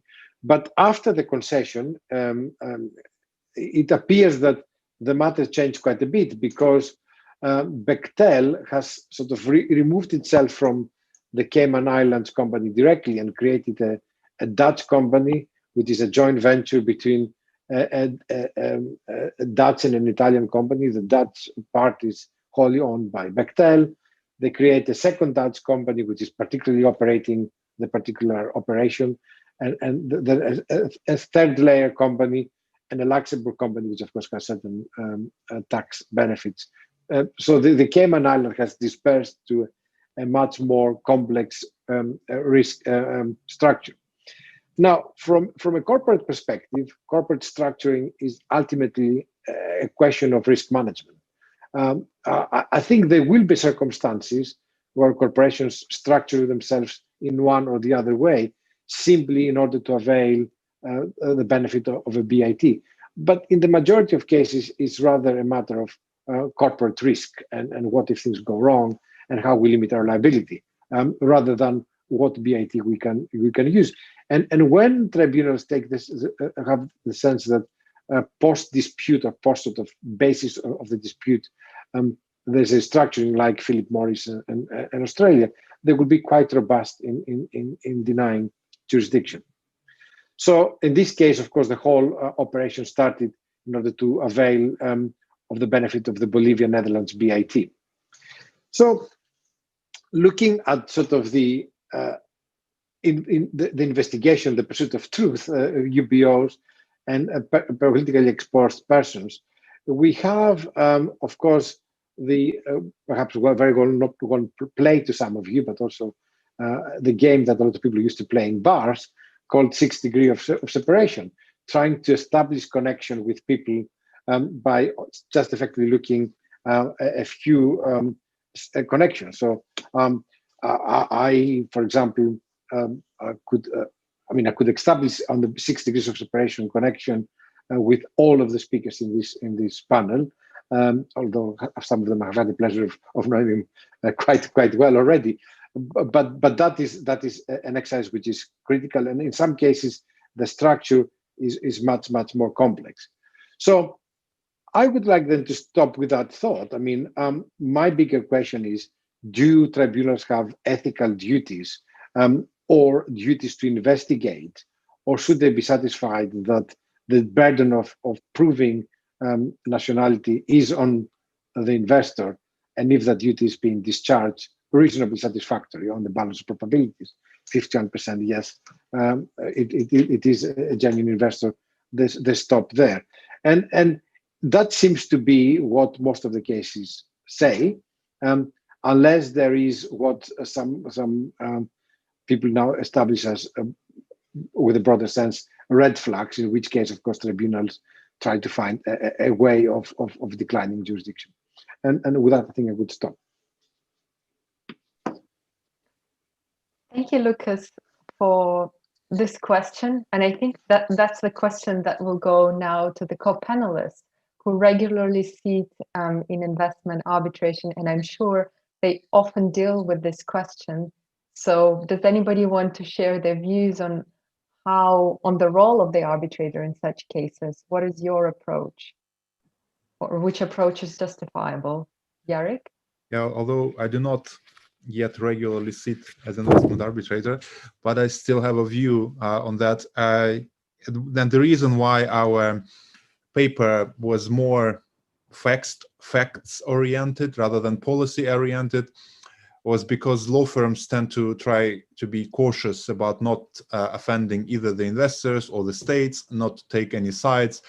But it would make sense to look at the ultimate beneficiary when you are trying to understand whether a particular company is a foreign company or a domestic company, because that's the whole idea of protecting foreign investments. You should protect foreigners rather than your own domestic firms. But the the reason why tribunals do not follow this logic is that the laws and the standards are not clear. The treaties are vague. I mean, the Exit Convention is not giving enough guidance on it. So if the states decide to change the system, they need to specify more clearly in the applicable instruments what the foreign investor is and what is not a foreign investor. And if we try to pierce the corporate veil, that will lead to another host of complications. I published an article a few years ago looking at piercing of corporate veil in international arbitration more generally. And tribunals come up with all sorts of theories to pierce the corporate veil. There is no consistency. And it's not surprising that that investor-state arbitration is so expensive, because the principles are so vague. You can argue either side, and you can be ultimately right if the tribunal is persuaded. So I think it's really in the hands of states. If they want to make it more certain, they can clarify who the investors are, and then there will be less litigation about it, and maybe even less conferences about it, because it will be less controversial. Thank you, Jarek. And maybe still I have the same question for Mohammed. Jarek said that it's for the states to limit somehow the notion and the standards. Do you think there's still arbitrators can do something while identifying the ultimate beneficiary owner and deciding on the jurisdiction? Thank you very much, Ksenia. I congratulate both Jarek and Lucas on the excellent presentations. And I heard them very carefully, and I don't want to dominate the discussion or share more. And your question is very interesting, because it is a note on which I partly end with my presentation. But let me say the following. Having listened carefully, and I note Lucas's excellent, in fact, philosophical and policy-related question, and I doubt you may get an immediate answer from people as to what they would normally do. I think they will tell you it depends. That's the usual answer everyone uses to get out of the question. Between curiosity and the truth and the use of ethical duties, the thing is, when we refer or use words like ethics, it immediately evokes a perception that everyone needs to buy into what you say, because otherwise it would be unethical to think differently. And that is my dilemma. Why do we need to frame the question as one of ethical duties? Perhaps tribunals are more or less dealing with legal duties, having objective standards. And I realized that texts do not always help. And I heard Jarek's excellent point about states want to change the system. I'm not sure this is system changing, but rather disambiguating anomalies or lacunas within the system. So I think as the system evolves, progresses, and develops, you get into more of micro level in-depth analysis. And with this analysis, you distill issues that were not immediately visible to everyone in the beginning. And with that in mind, you create more rules. And this brings me to your question, who should be doing that? And if I am to say, my immediate answer would be the lawmakers stricto sensu, which are the drafters of the texts, more or less. I think when we go into the realm of arbitrators as they do, and in many instances, they try to do their best objectively and impartially, you may have different outcomes, and we will see that as part of my presentation. And the point is that can then be used to say that the system may not be as predictable, consistent, or certain, which creates a backlash that falls into legitimacy. And here is the situation. Well, you can have more details, you can have more clarity, and I think new generation of international investment agreements or texts tend to try and deal with those issues. And I think now we have sufficient parameters, we have sufficient case law that lawmakers are able to properly think what they believe would be in the best interest of everyone to create a proper equilibrium within the system. Thank you, Mohammed, for raising even more questions than before we started. So before we go to your presentation, just want a very quick question to Andrea. Andrea, what are your views on this? Who, states or arbitrators? And in the absence of action from the same for this moment, could arbitrators still do something? You know, we could then go, thank you. And thank you all for the great presentations, and Mohammed for the short presentation. I'm looking forward to your presentation in chief. You know, this is the question about delegation, right? Have states really delegated to arbitrators the responsibility for making these determinations? And we can probably answer that in different ways about whether they intended to au début, at the beginning. And the answer to that is almost certainly, I would say no. But have they functionally done that by putting into place these investment treaties, not changing them, and not really responding to those questions? And I think the answer to that might be yes. You know, if you've created a regime where you have the obligation to accord fair and equitable treatment to an investor, even if it's fair and equitable treatment limited by the minimum standard of treatment, you've got a lot of room for interpretation there, and you haven't really given that much guidance. Maybe we'll see if the CETA approach, the new EU approach, changes that. But in that case, I think functionally the arbitrators do have the responsibility to do the best they can in light of their current job, and, you know, with I don't know, bated breath about seeing if states do something different in future. Thank you, Andrea. I'm sure now that's a very thought-provoking, and we will all go back to this question again and again in the upcoming years. So now I will pass the floor to Professor Abdelwahab, who will speak about the use and abuse of corporate structuring and continue the debate that we just started. And before he starts, let me tell you just briefly one thing. Before the conference, I received about 30 questions, and 20 out of these 30 questions were essentially about the same. Where is the line between a good faith and a bad faith restructuring? So please, Mohammed, the participants and we all are really looking forward to hearing your views on that. Thank you very much, Ksenia. I think I have the daunting task of trying to navigate through this in about 10 minutes.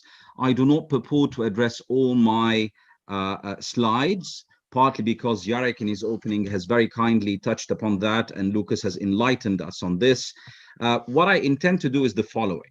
So my topic is focused on issues of legitimacy and falsibility, and to put to test the tangible sort of data that Jarek and the team have very well put forward in their report. It is not intended to present one view or the other, but it's an invitation to think. And my presentation would be different this time, because normally people would spend very few minutes on the introduction, very few minutes on the conclusion, and the bulk on the content. What I would ask you to bear with me is that I will do something different. I will more or less skip the introduction in part. I will do very, very brief. I will spend much of my time on the concluding remarks, and will skim through the core. So let me say, I will start by addressing partly the status quo, the issue. Then I will address the principles and the criteria gleaned from the case law we have, and present some sort of observations or microcosmic reflections, as I call them, on the status quo to see where we stand. And with that in mind, I ask the audience to carefully note with great care Jarek's use of the word consensus, global consensus existing on the topic, because that is a very key word. I want to address the restructuring because that is known to everyone. What I think, okay, so what happens in the specific context of the issue I'm addressing?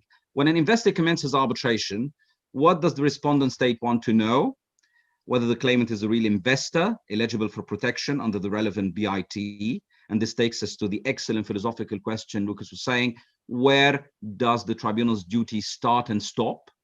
And in the context of complex corporate structures, who is really the real investor, bearing in mind it may not always be the case that the ultimate business owner may be the real investor, but it's definitely, and who has the legal standing to sue, because I think that is in part may give us an answer to the question, what is the tribunal duty? Would you look at the person who has the legal standing to sue? Would that suffice? Or do you go all the way to satisfy certain curiosities? And then if there is corporate restructuring, was that done for an illegitimate purpose? Noting that illegitimate is a word that may not give us much clarity. And if so, how to ascertain this illegitimate purpose? So ISDS tribunals have accepted claims from a wide variety of investors. Parent companies, majority shareholders, minority shareholders, indirect shareholders with ultimate controls, other indirect shareholders, including intermediate holding companies. So we have a host of investors that have been admitted. Did that create within the system some degree of flexibility? Of course. Did that carry with it a degree of ambiguity? To some extent. Where do we stand? Now, this may come to, I think, the CMS versus the Republic of Argentina. What I'm interested to share with you is the confirmation that what the tribunal found is that a minority shareholder with a controlling interest, does not always to be a majority one, can bring a claim anyway. And then I take you to the core part of my presentation, which is when it comes to legitimacy of restructuring and foreseeability of a dispute, the discussion is centered around two things, and I'm calling them things intentionally, because people will differ whether they are principles, theories, notions, whatever. So the good faith. This is part of our own realm in people who were brought up and educated in civil law jurisdictions, even though they have been tainted with much learning and education in common law, but good faith is at the heart of it. Also, abuse of right / process.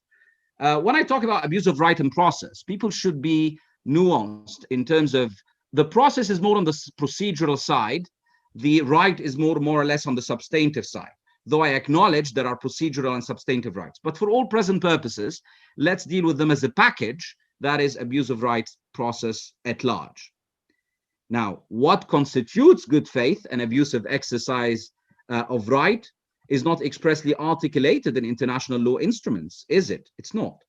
And I'm very happy that you mentioned the questions focusing on this, because I made my presentation being oblivious and blindfolded of what people might think. However, notions of abuse of right and good faith are closely linked to many. There is consensus to that. And good faith is considered a general fundamental principle of universal application. That is in relation at least to good faith. Many ICSID and un-ICSID tribunals in ISDS have held that the theory of abuse of right is an expression of a more general principle of good faith. So think of it as possibly subspecies of, or a derivative of good faith in a way. And that is in the Apicalad versus Argentina, Chevron, Texaco, and many others. So the issue now is, what are the principles at play in light of these two concepts, good faith and abuse of right? So what we know from case law and most of us scholarly writings, it is reasonable for an investor to organize and restructure their group for business needs, including possible access to investment arbitration. So what this is telling for us is that forum shopping or treaty shopping, in principle, although this term may evoke to the mind of some negative views and possibly skepticism, but tribunals' view is that the lowest common denominator is that this in and of itself may not be an issue. It may raise certain concerns, questions, and queries, but that is fine.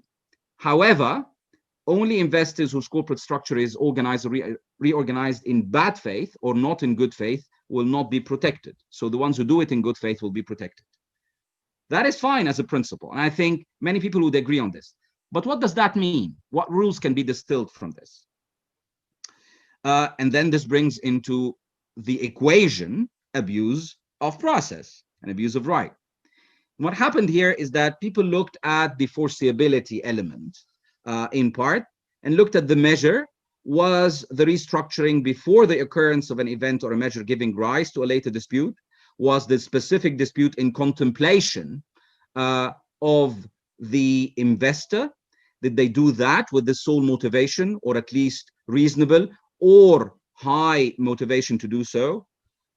These questions were centered around this. Is it a reasonable probability, high probability, all this? We've got the Pacific Rim decision on the Republic of Ecuador making this sort of reflection. So looking at the case law briefly, I think again it was agreed that abuse of process and sort of absence of good faith arises when we know that the investor gained access to treaty protection with the knowledge of a specific dispute. So in fact, think of it this way: artificially tailoring your restructuring to best serve a clear intention to create access to a treaty with an intention or visibility towards a dispute in a way. So the foreseeability criteria. And of course, Philip Morris versus Australia is a clear case on this, where the tribunal said, we look at the reasonable prospect that the measure may give rise to a treaty claim will materialize. So the key word there is reasonable prospect, in addition to foreseeability of the claim. Let me move quickly to, this was of course in ConocoPhillips. They looked at, they found no abuse when the restructure took place prior to any foreseeability. So the element of time plays a role, but foreseeability was key. Moving forward, I won't address that on other cases, but I'm happy to share it with people. But I think the key in Mobil Corporation versus Venezuela was that they looked at pre-existing versus future disputes, and they said the tribunal, it was perfectly legitimate as an exit case as far as future disputes concerned versus pre-existing disputes, looking of course at the factual matrix. So what other criteria? Foreseeability features at the forefront, bearing in mind the element of looking at specificity of disputes, likelihood versus reasonableness. But there are other cases where foreseeability does not feature anywhere. And here I add to you the Autopista case, Phoenix versus Czech Republic, and other cases as well. Briefly so, in the Autopista case, what happened is that the restructuring took place 8 years before the parties entered into the concession agreement. And that was sufficient for the tribunal to say, well, there's no way, the temporal element, not foreseeability, but time was a critical factor, 8 years. Now, does that tell us much? It tells us that time is a factor to convince or persuade the tribunal. But where do we draw the line? Is it 1 week, 2 weeks, 10 days, 1 year, 2 years?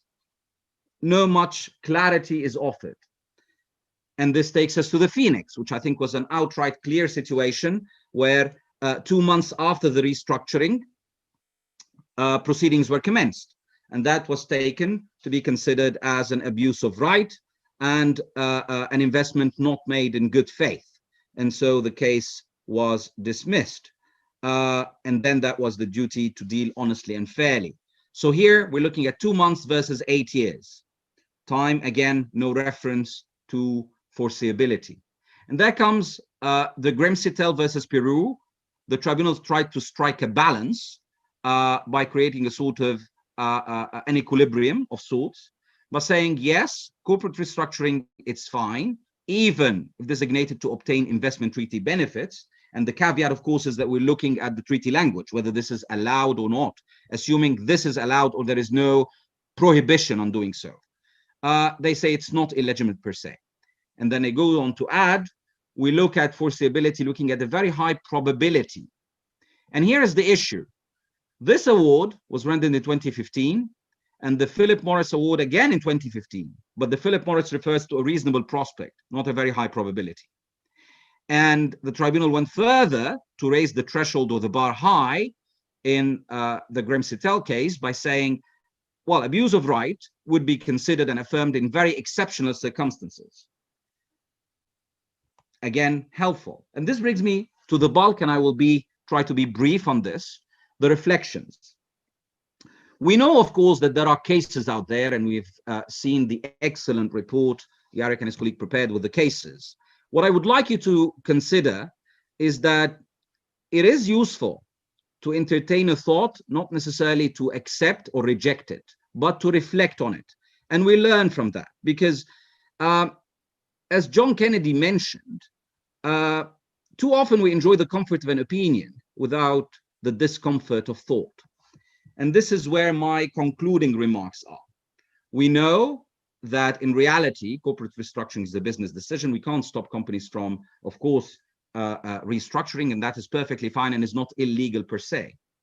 And to many, even if trying to gain access to treaty protections.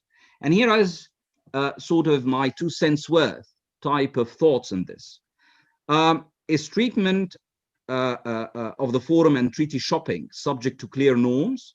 I would venture to say at present, not much clarity. People tend to say it raises certain issues, and I'm very mindful of not calling them red flags or concerns, issues that are being explored. Are investment tribunals aligned on this? No. Is there a distinction to be drawn between abusive and non-abusive forum and treaty shopping? People talk about this, yes, but the question is, where do we draw the line and how do we draw the distinction? And looking at good faith and abuse of right at the heart of the factual matrix of the case. Now, here, what I'm saying is that we've looked at temporal considerations, foreseeability, and the attempted equilibrium in the Grimsey-Tell. But still, with this perceived consensus in mind, there are too many variables at play. We don't have consensus on definitions or applications of bad faith or abusive corporate restructuring. We don't have consensus on the standard of proof or who bears the burden of proof. Remember the 2 decisions. We even have absence of consensus on whether abuse of right or abuse of process qualifies as a notion, principle, or theory. And here I invite you to look at the seminal work of Jan Paulsen, just recently published in 2020, about abuse of right. Now, those who are well aware, Jan Paulsen did render an award against Indonesia some time ago, years ago, saying, well, subscribing to the idea that abuse of right is a general principle of law. He makes in his seminal work about the unruly notion of abuse of right a confession in his foreword, where he said, yes, this has been done, but that was part of the intricacies and, you know, the claims made by the parties. But he has been reflecting on this, and he does not believe that abuse of right is a general principle. Now, you contrast that with the very recent Orozco versus Algeria, where the tribunal acknowledged the existence of the principle and went beyond, saying, well, in case of restructuring of an investment to gain access to arbitration, this is where the principle finds its roots. They say it's a general principle of law and applied. And by the way, the award was upheld, so it was not nullified in this respect.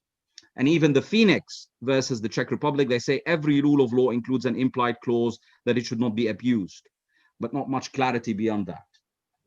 I'm happy to go into this, but I think perhaps during the Q&A, the point I want to get across is that abuse of right coupled with good faith doesn't make the mix more easier with clearing ambiguity. Because even under the unity droit principles, abuse of right is dealt with as subspecies of good faith and fair dealing. So the point is, being mindful of the sea of authorities and wealth of authorities on legitimacy and foreseeability, and we can all agree, to use Jan Paulsen words, that the notion of abuse of right should be impermissible. In fact, abuse of right should be impermissible, is irresistibly appealing to everyone as a general proposition. But does that offer answers? Tribunals have found answers on the basis of the factual matrix and a case-by-case basis.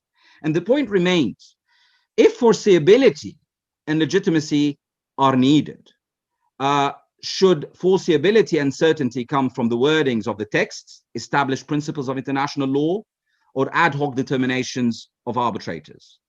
I'm hoping we can find an answer to this in our conclusions, but I think these are just few questions that I think that we are far from saying that we have answers as to how these principles apply. You will find that people will tell you it depends, it's on a case-by-case basis. And I'm afraid that does not take us much far, but at least we have some tools to utilize in our decision-making process. Thank you.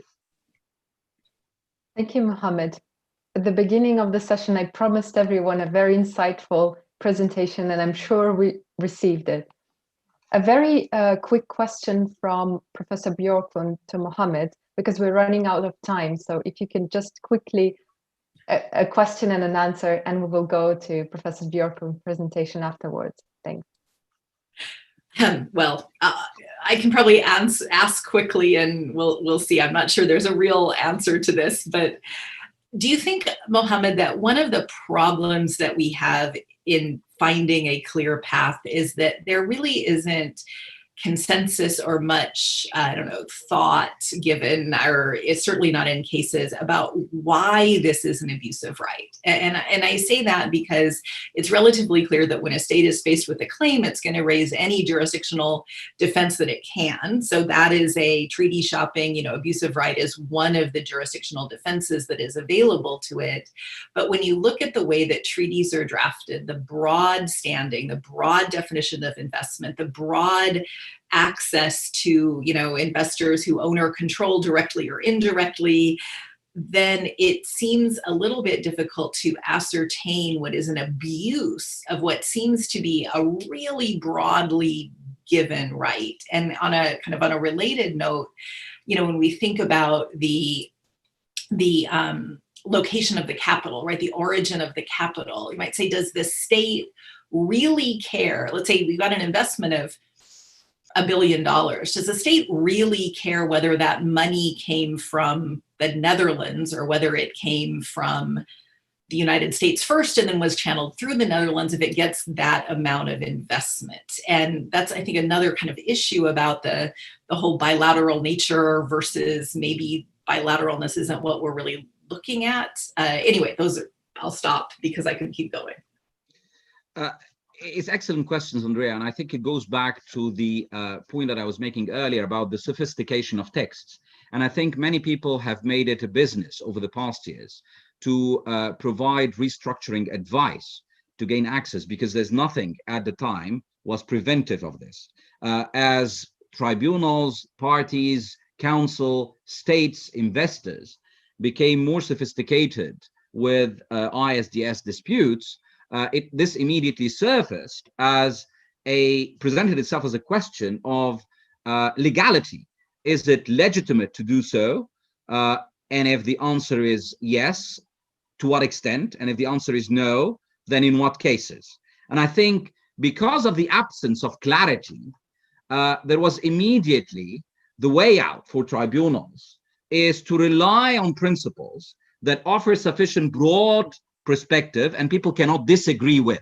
No one would disagree that bad faith cannot be tolerated. No one would disagree that a right would not be abused, even though there is always a philosophical debate about, is abuse of right an exercise of a right within its four corners or boundaries, or is it a transgression that it is no longer a right? And I think this is where our expertise, coming from more or less systems of law that we've been brought up and nurtured in a situation to deal with good faith and abuse of right and reasonableness and apply it in a different way, what it actually created a sea of discretionary authority because of the absence of guiding legal texts. But the interesting part is that these principles found their way into international practice as general principles of law. We agree on the broad terms, on macro levels. But when you look at the nitty-gritty details of these principles, you realize that legal systems, even domestically, may disagree on the applications of these principles. And there's even a more fundamental question. When you do not act in accordance with good faith, does that make you immediately in the territory of bad faith? That is a question that haven't been answered by many civil law professors who have dealt with good faith in many situations. I think people will tell you, well, we know the practice being good or bad when we see it. But is that good policy? I doubt. It does help. And you rely on the intellectual brilliance of arbitrators dealing with these matters. But I think now is the time to have more uniform, at least, or guiding indicators on how to apply these so that there is more predictability and certainty, so that the very system would not be attacked on this? Thank you. Thank you, Mohammed. And in the interest of time, we now pass to our last presentation for today. And I'm sure we'll certainly go back to discussing this during the Q&A session. But for the time being, Professor Björklund, the floor is yours and you will be speaking about the assignment of claims, which I'm very sure will be of much interest for the current FDI moot participants. Well, Ksenia, thank you so much. I'm afraid that I'm not sure I have a lot of guidance for the current participants, particularly not in 10 minutes or less. And especially if I say my first comment will be that there is no agreed upon international law about assignment of claims, which I suspect our FDI moot participants have learned to their chagrin over the preceding months. But it is useful to look at a few of the things that we do know, that we can say. One that is clear, is that assignment cannot create a claim that doesn't otherwise exist. So the investor and its investment had to be covered by the treaty at the time of the injury.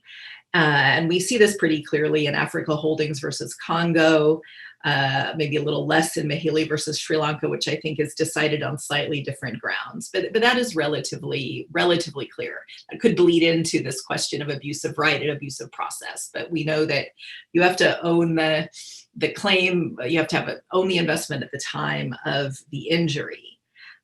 Second thing that's fairly clear is that the investor must be covered by the claimant / investor must be covered by the treaty at the time of the submission of the claim, that nationality requirements apply. Now, there things can get a little bit unclear very quickly. So I'm going to pass on. I'm going to come back to that, but I'm going to pass on to the third thing that is relatively clear. And that is that a claim can be divorced from the investment, from the underlying investment, so long as it's the original investor or claimant who keeps the claim. The biggest example of this is that an investor whose property is expropriated, who no longer has an investment, is still entitled to submit a claim, even though the investor doesn't own the property that was the investment. What is less clear is the basis, is the justification for that rule. Is it simply an estoppel basis, an estoppel that says, the host state cannot insulate itself from a claim under an investment treaty by acting really badly and taking all of the property and then arguing that the investor has no investment? Like, that would seem to be bad faith and an abusive process. So we don't want to let that occur. Or is it more generally the case that it is okay for the investment, the asset / investment to be disaggregated from the claim? And that might be justified on grounds of permitting the investor to make transfers that are reasonable for it in light of a potentially long and arduous process.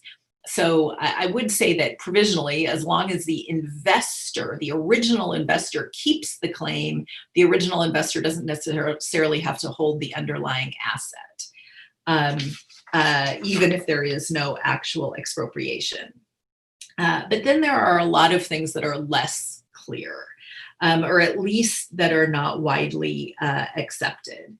Can the claim and the investment be transferred to a different entity prior to the submission of the claim?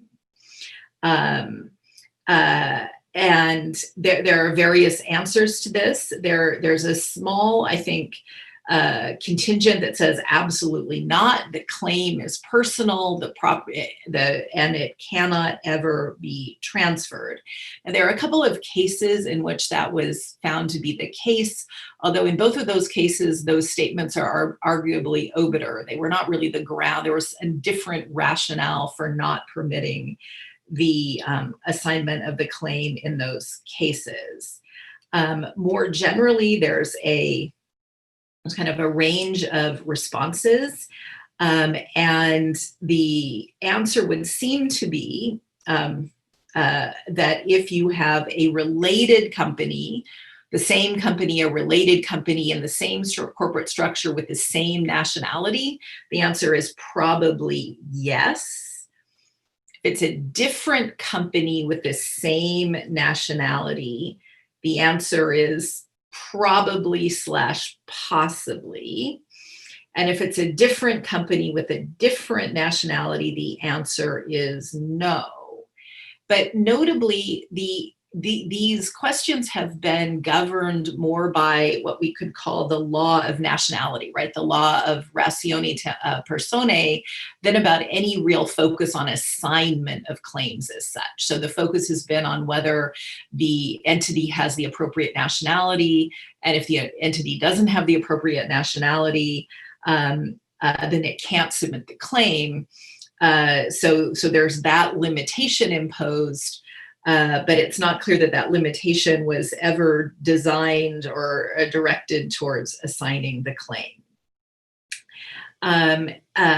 If we look at the, and here I guess I could note that here again we have this question kind of that related to what I asked Mohammed, which is that the question of nationality is normally, I don't know, answered by, of course, recourse to the relevant treaty, and most treaties say, you know, is the entity incorporated in the jurisdiction? Lucas has told us cases in which you might pierce the veil, but in many cases you don't pierce the veil. You take that nationality as a given. During the claim, it seems likely that you might be able to transfer the claim regardless of nationality of the recipient but I'm going to caveat that a little bit because I don't think there's consensus on that point. We know that in the Lowen case, right, there was a suggestion that to back up, in the Lowen case, the Canadian claimant submitted a claim against the United States. During the procedure, the Canadian company declared bankruptcy. It reorganized itself as a US company, and it assigned the claim to a Canadian subsidiary called NAF-CAN Co., whose only purpose was to hold the claim. So it did not have substantial activities, it held the claim. And the Lowen Tribunal said that that was not appropriate and not permissible, but it justified that on grounds of continuous nationality. Which arguably shouldn't even come into play as a matter of diplomatic protection, given that we are under the investment treaty regime. And I think it's fair to say that most commentators have not been kind to the Lowen Tribunal with respect to its decision. But one of the other things the Lowen Tribunal appeared to say would have been that if Lowen had reorganized as a Canadian company and just had restructured itself and had kept the claim but called itself something different, that would have been okay. There would have been nothing wrong about assigning that claim to a related entity in the same nationality. And again, whether really the nationality would need to be saved is, I think, more contentious than that. And very few other tribunals have essentially said that no, that is not actually required. And then just assignment afterwards, assignment of an award after the award is done, is generally widely accepted, even though states don't necessarily like it. And we saw that in the Argentina cases, where Argentina very much resisted the enforcement of awards against it by a firm that had bought the awards from the original owner, but there doesn't seem to be any prohibition actually of doing that. But when I don't want to, I know that I have to be quick. And so I just have a few kind of closing comments. Is that all of the answering these questions seems to bring up on the part of, I mean, claimant states, even claimant states, tribunals, and scholarly commentators, some lingering discomfort about whether these claims really should be able to be assigned. And there seems to be something of an overlay with the legacy of diplomatic protection. And I see that as a kind of a common theme through all of our presentations, where you really have ideas that you could trace to Barcelona Traction in a sense that keep kind of arising, even if one could say that the investment treaties were designed to eliminate Barcelona Traction, to avoid the Barcelona Traction problems. We nonetheless kind of dip back into that diplomatic protection well, and either assume or try to create a situation in which the interests of the investor and the investor's home state are aligned and continue to be aligned throughout the process. But looking at that from a kind of from a more limited perspective, it's interesting that in cases we see that perspective raised by the respondent state and not so much by the home state. Because if you really looked at what the home state's interests are as home state, right, as protector of its investment, you might think that it would want its investor to have as many options as possible, not necessarily limited to the right to submit the claim, but broadly being able to get recompense or to make decisions about cutting its losses, and to be able, in other words, to be able to sell its claim, even for 25% of its worth, if that is worth it to that investor. So I'm not sure that the home state, negotiating on behalf of its investor would necessarily want to limit the options for its investor, but might in fact be regarded as wanting to maximize the options, including maximizing the possibility of assignment. This whole issue, I feel like everything is related, but third-party funding comes to mind here as an example of very much concern and discomfort about assignment of claims. Third-party funding arguably often involves assignment of an asset rather than assignment of the claim, but a lot of the concern circles around the suspicion that the claim is somehow being assigned, that the third-party funder is directing the litigation, that the third-party funder has become the real party in interest.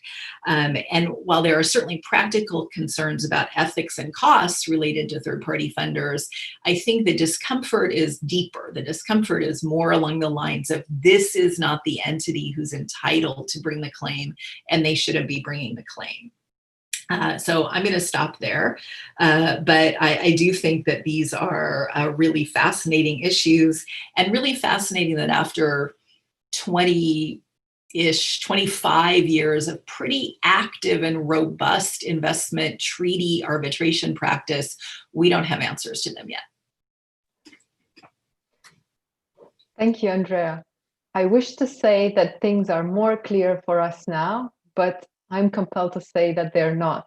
And on that, unless you have anything against, I suggest that we pass to the Q&A session, because we have only 10 minutes for that, and we still have to choose the best question among those that were asked by the audience. But before that, we start, Professor Mistelis wants to give a quick comment, so please. Yes, thank you very much, Ksenia. I have two very quick comments, one for Andrea, one for Mohammed. I think, although we claim that BA or investment agreements really answer. Sorry, yeah. Yes, technically all questions of nationality are being delegated to the law of the unalleged nationality. So we do have a genuine renvoi question there, and that actually creates a bit of a conundrum. And that's perhaps goes back to my question. If UK sees a company as being a UK company, that should have satisfied the requirements of the BID, but now we say that that's perhaps not enough. And the second comment is for Mohammed. I do think that the abuse of rights is a good frame to address some of the question. I'm not sure. I think, however, and as you did set out from the beginning, Mohammed, there's quite a bit of questions of delineation, because the absence of good faith is not bad faith, and the absence of a technical legitimacy is not necessarily illegality. So it's perhaps the French illicite, something which could have been done more eloquently. I mean, if you see, for example, the illegality in Fraport, it's not really illegality. So the lines are so critical, and because the BITs are so many, and because there's so much fragmentation, trying to extrapolate sometimes results is a bit of a dangerous territory, but that's the work of academics.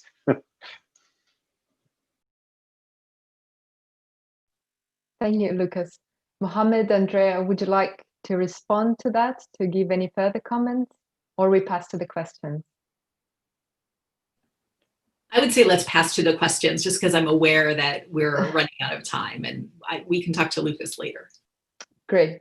So the questions, sorry, Mohammed? And I would thank Lucas wholeheartedly and say that is perfectly right. I mean, I would have accomplished my mission if I made the presentation and people would wonder which school of thought I subscribe to, because I take these things very seriously and I like to reflect more on them.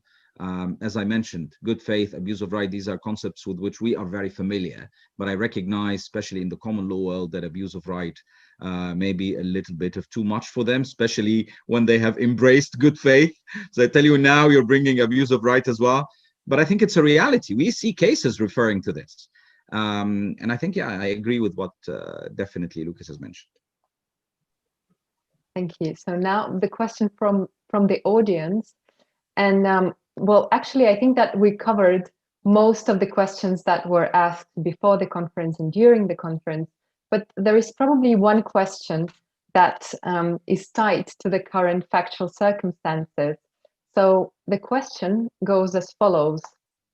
What changes in corporate structuring would you expect following the experience of the restrictions imposed in various locations as a result of COVID-19? So which corporate restructuring do you expect? So maybe 1 minute from each speaker, and which corporate changes, and probably which legal changes as well. Does anybody like to start? Jarek, what do you think?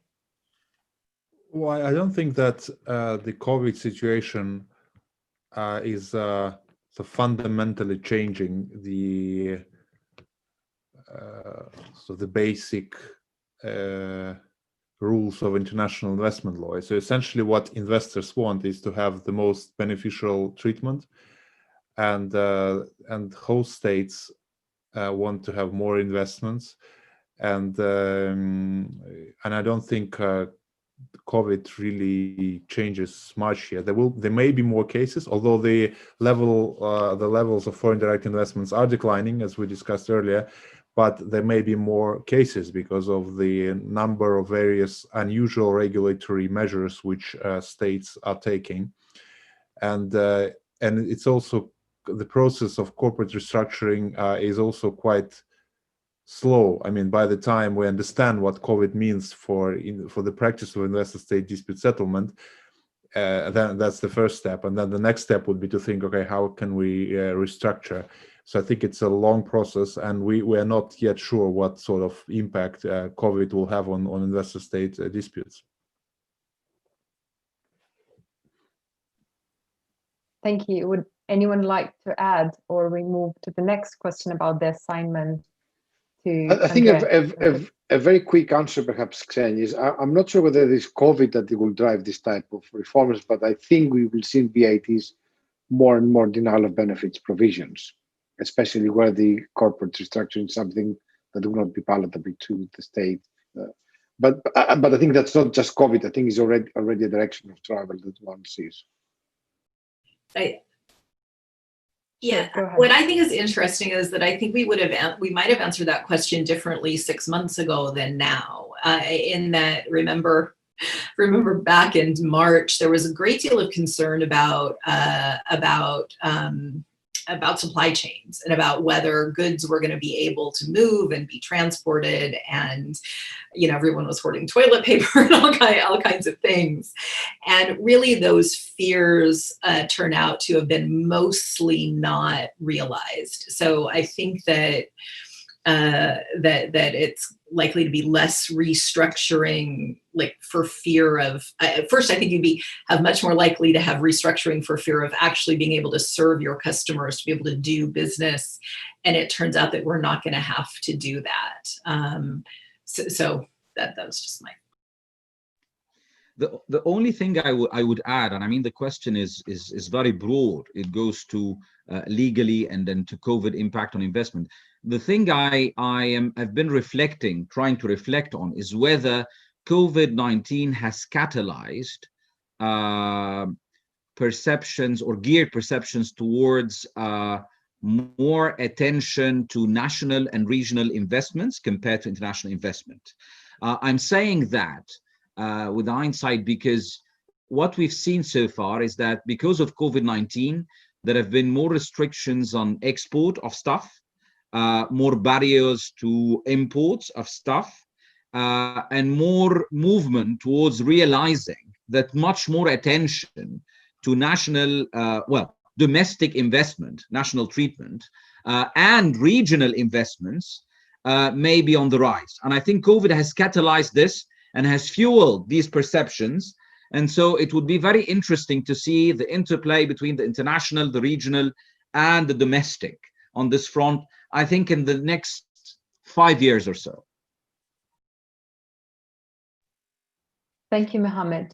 And unfortunately, the last question for today will be, and I think it will go mostly to Andrea because she spoke about the assignment of claims, but please feel free to comment on that, all of you. How do you think it should be? And the question goes as follows: should there be any relationship between the consideration paid for the investment and compensation that can be claimed by the assignee? What do you think about that?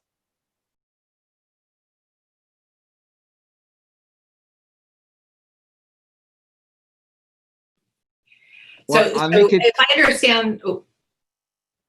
understand the question properly, the notion is if hypothetically you have the assignee pay 25% on the dollar for the claim to buy the claim at a discount, should the recovery be reduced? Because then arguably that claimant would be unjustly enriched because the claimant would get the full value of the claim. Is that the question? Exactly. I think that this is exactly the question.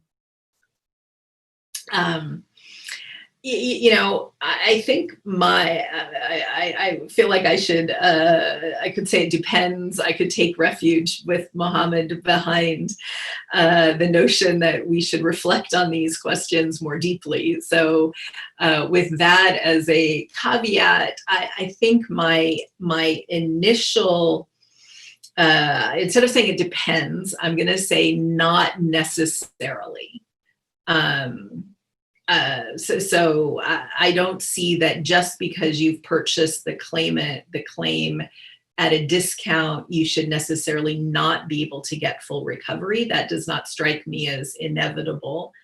I do think that if you're I suspect that your purchase of the value of the claim at a large discount might give rise in the minds of the tribunal to doubts about the worth of the claim in the first place, right? If I have $100 million claim and I sell it for $25 million, am I going, if I'm hearing that case, am I going to be a little skeptical about whether that initial $100 million claim was a little bit inflated, given that apparently I was willing to give up $75 million of it? Apparently somebody was willing to give up $75 million of it. I think that's a relevant question, but I think whether that's accurate in any given case would vary. Thank you. I see Jarek wants to add something. I just wanted to draw your attention to our study where we actually looked at the assignment.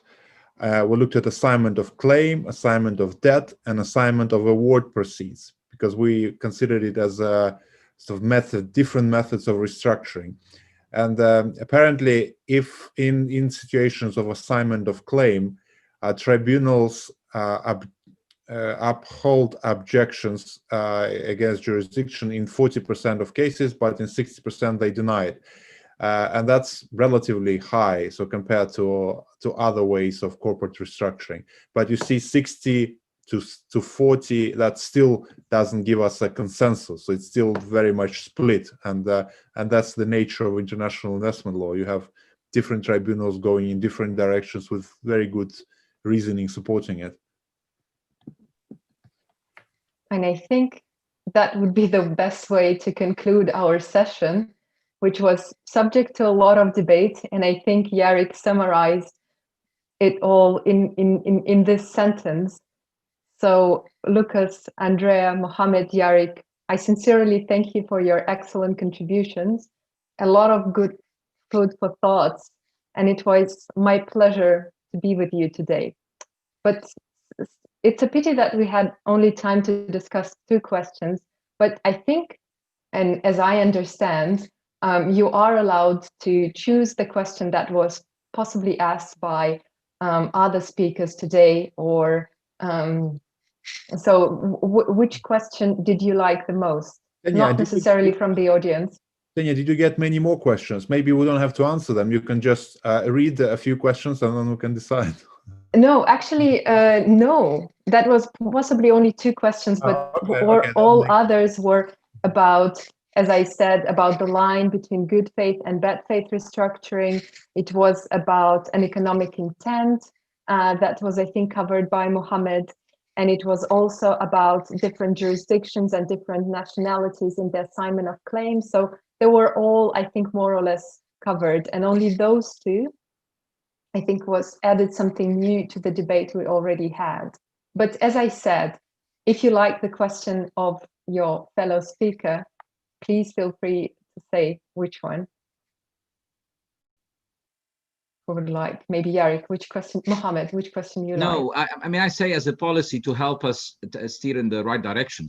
As a policy, I think the last 2 questions, as you mentioned, added something different. So perhaps we should make a choice between the last 2 questions. And if I were to make that, perhaps that one, the last one, invited Andrea to reflect and say it depends. So perhaps it's thought-provoking. So that's why I would say, you know, prima facie, subject to any separate or dissenting opinion, perhaps this could be our way out. Yeah, sure. Do we think the same way as Mohammed? I do. I think that's actually, I mean, I know that it depends, can be a way out, but also that's a way of the pause for thought. And that's the right type of question. Thank you. Then I think with this, I conclude this session. And I thank the organizers, the Russian Arbitration Center, the St. Petersburg State University, and the International and Comparative Law Research Center for putting up this event. I know how much effort you put into this, and I must say it was simply great. I thank the panelists once again, and I'm sure that all the participants benefited a lot from the discussion. I learned a lot. I'm sure you learned a lot as well. So thank you very much to everyone. We're very grateful. My only regret is that I don't get to shake hands and speak with each one of you, things that we have taken for granted for a very long period of time. I would have hoped to be in person physically at St. Petersburg, but hopefully COVID will permit us to do so next year. But it's been a great pleasure joining this stellar panel. Thank you. Thank you very much. Thank you. Thank you. And I think now I should pass the floor back. Yes.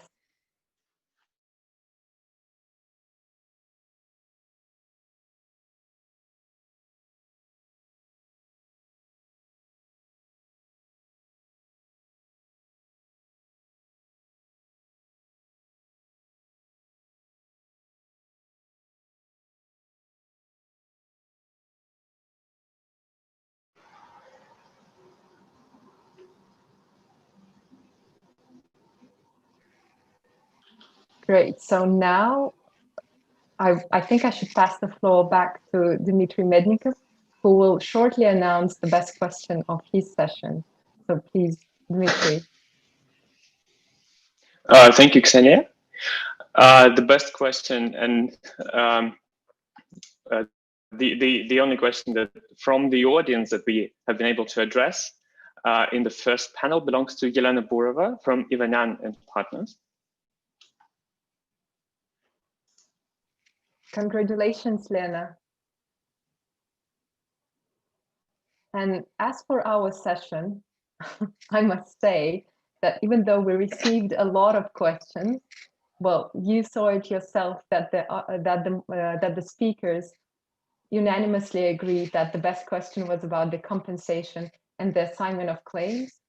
And I don't know whether it was by accident or not, but the question was posed by Dmitry Mednikov, who will receive the special prize. And thank you, Dmitry. Yeah, we all saw that it actually posed a lot of difficulty to the speakers to really understand what would be the right answer to it.